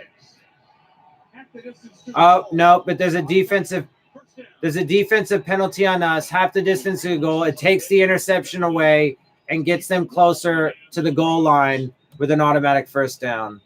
And uncharacteristic of this two-win Dolphin team, the penalties piling up in the penalty yardage in key spots. So first and goal for Cleveland. Yep, so that interception got completely wiped off. Retired Coast Guard Admiral I know professionally. I mean, I don't know how impressive it's going to be that I, shout him out, but I mean, hey, Admiral Yost, I'm pretty sure he's not watching this right now, but hey, man, Oh, and that was for Landon? Oh, okay. With Ryan Fitzpatrick breaking a 21-yard run in that game that gets called back on a holding penalty. They were having those types of penalties against Buffalo last week. This week, it's just been the number, the timing, everything. Raekwon McMillan of the Dolphins said that Flores' practice approach was different in the way that it was more mentally challenged for the players and thought it helped them during the game. But certainly, come on, guys, let's get a stop, man. All right, first down run of like 2, maybe 3 yards. Hey, Chris, Brian Flores' old team, the Patriots, have a big game coming up when you guys are done. Tom Brady already fired up. Need a pick 6 right now. Yeah, I mean, Baker almost had one, but there was a massive defensive penalty, so it got taken back. Baby, hey, quit you screaming. Cut it out. Stop it. Hey, stop. Quit being a baby. I'll feed you. There's literally 3.5 minutes left. And Chubb's in for a touchdown. That's a touchdown. God damn it. Well, that's 40 points. Pending the extra point. And he gets into the end zone with a lot of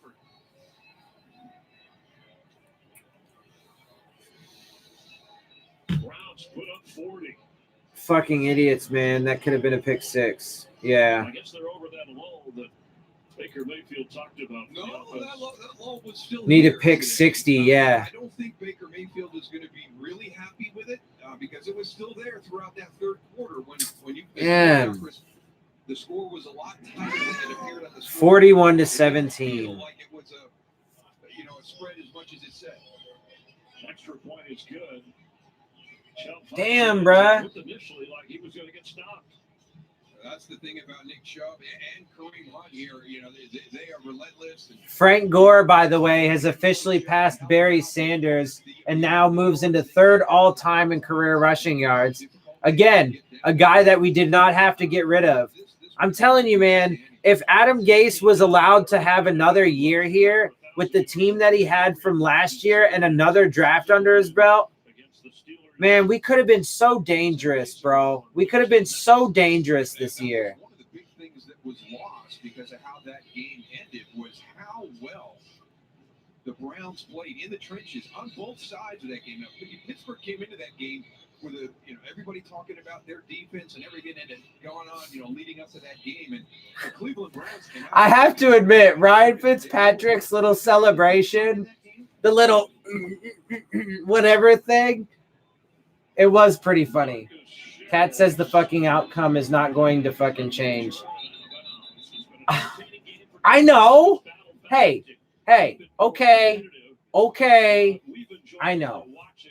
But he can still fucking wait, man. I want to watch the rest of the game, hang out with my homies, and this win gets them to 5-6. Their schedule is favorable. They have teams they've already beat, like Baltimore and Buffalo. The Browns look like, at least today, a playoff team. They do today, and majority of the game, but at times not. But it's how they played in the beginning of the season. They don't control their own destiny, and that is something that you always want to make sure you keep control of during the course of the season. And because of how they started this year, they've got to count on other things happening that are outside of their control. Well, I don't think anybody really controls your own destiny. You control your path, and then destiny takes over. It's one of those technical things. And it's played by Fitz to Devontae Parker.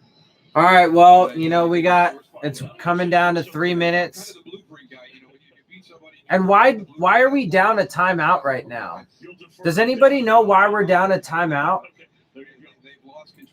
Why are we down a timeout? Why are the Dolphins down a timeout? When did we take a timeout? And did Brian Flores just randomly take a timeout again? Does anybody know? How come we don't have a timeout right now? We're down at anyway. I don't know. Yeah, the Raiders got spanked, bruh. They got spanked by Adam Gase and the Jets, baby. 34-3. The Bills won 20-3 over the Broncos. I wish the Bills would have lost, but I'm happy for Frank Gore. I'm happy for Adam Gase. I'm not happy for the Jets overall in a win, but I am happy for Adam Gase. I am happy that the Texans won because one of my best friends is a Texans fan. And so when we don't play the Texans, I root for them. The Steelers are winning 16-3 with about 3 minutes left, so I'm hoping the Steelers win because my sister's a Steelers fan. So that'll be cool. They can get a W. The Bears are still with a narrow lead over the Giants, 19-14. And the Redskins and the fucking Lions right now are tied with like 45 seconds left to go at 16. The Titans-Jags game just started, man. I do want to switch over to that.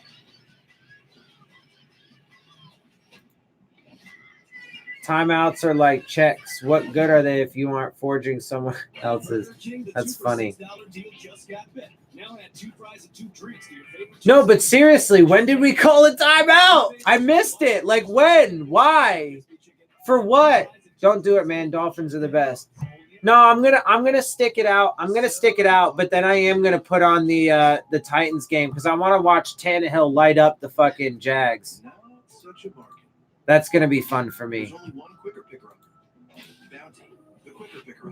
Because I'm definitely a big Tannehill fan.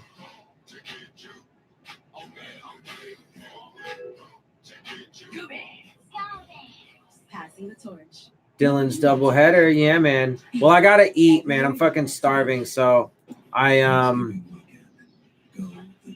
finna make some food when this is over, and I'm gonna put on the game. I do got some things I gotta do in a little bit. I do gotta work a little bit tonight, but I'll get to that after I eat and shit because I'm fucking starving right now. Use your brain. And I do want to watch that game, so I am going to watch it.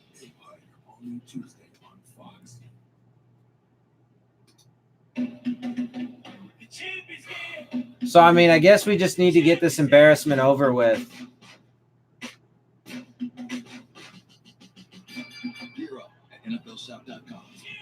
Stick it out to the end, man, but doesn't make it any more fun.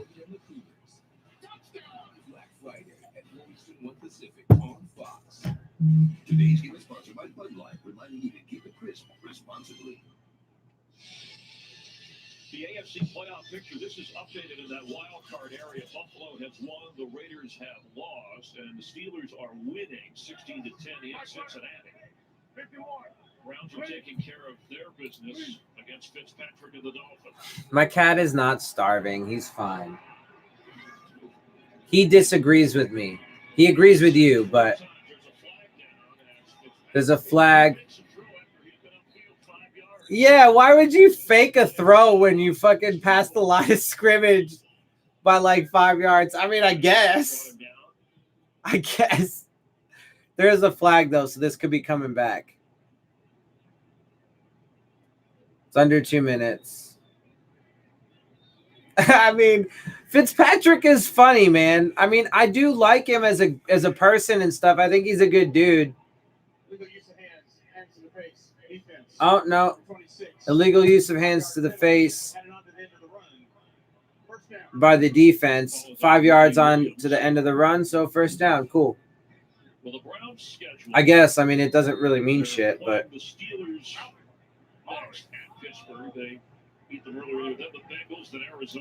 So let's note, though, we scored 17 points, but we did get helped out by some, some things.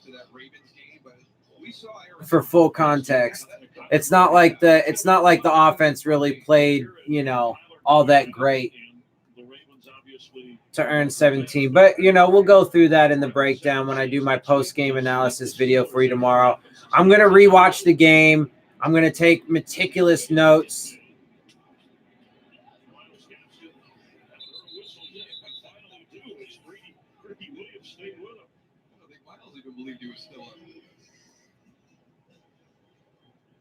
And the Dolphins, with 3 first-round picks, Well, that was an interesting little exchange, but okay. We are now under a minute, and hey, look, I mean, we're knocking on the door, man. Maybe we can at least get a field goal and make it 20 points.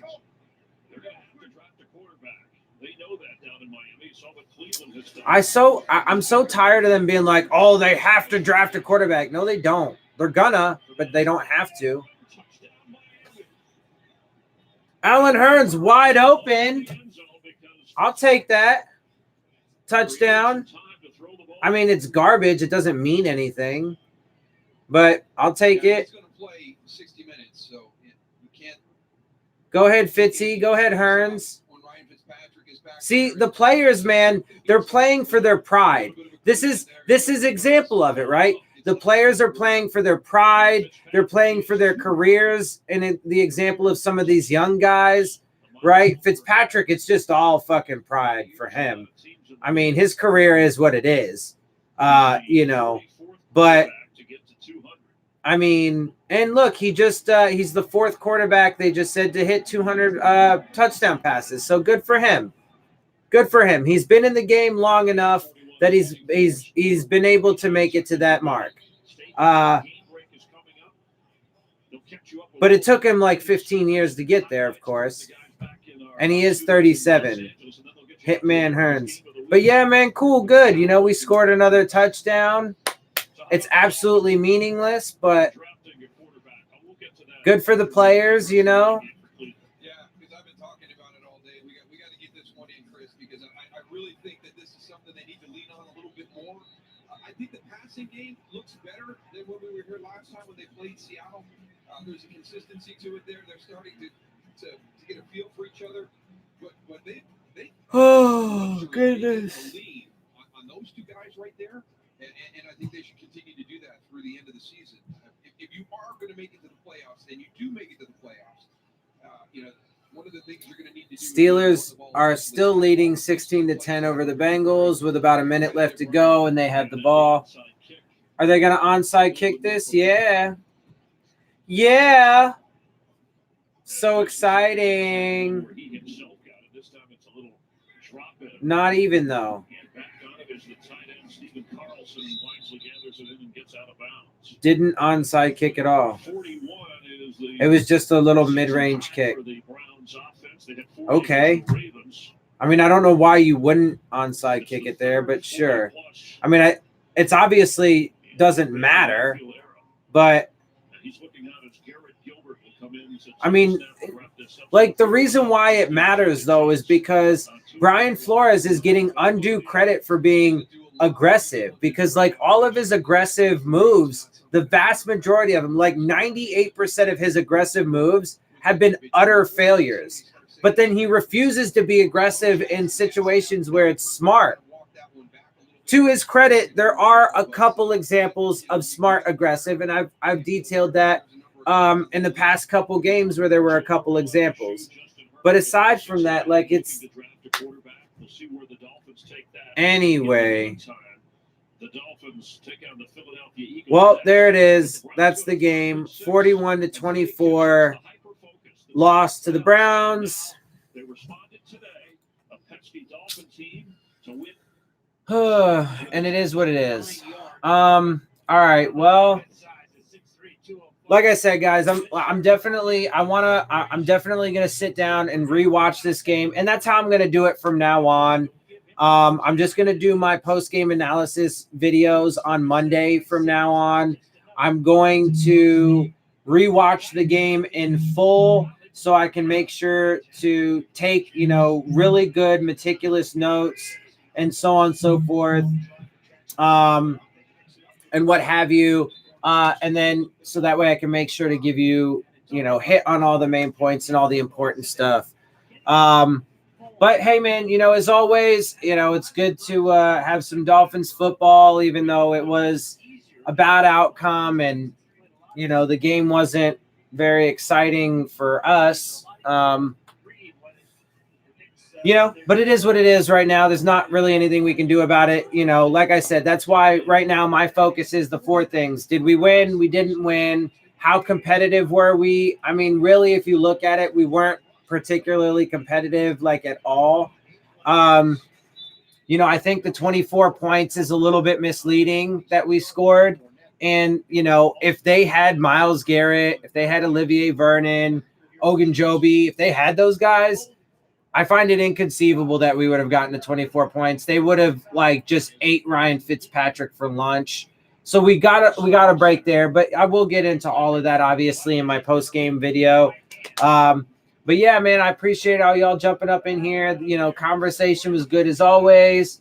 I'm gonna go feed my cat now. So but I am gonna get up out of here, guys. I appreciate y'all. Make sure you guys do share like my channel and my videos and stuff. Spread me around, man. We are growing. It's slow because I know I have a strong opinion that makes people uncomfortable, and I get that, and that's cool, man. But I gotta keep speaking the truth. I gotta keep giving the facts and saying it like it is, man. And so that's what I'm gonna do. So if you like my shit, man, but I like to be fair. I admit when I'm wrong, and stuff like that. I like to be truly objective. I give y'all, perspectives from people, even if I don't agree with them and stuff like that. So, I hope that I can be somebody that y'all, trust and whatever. So if you think that, make sure you spread me around. I appreciate it. And I'm gonna get up out of here, guys. I will again, of course, next week be doing another stream. So I hope to see y'all then.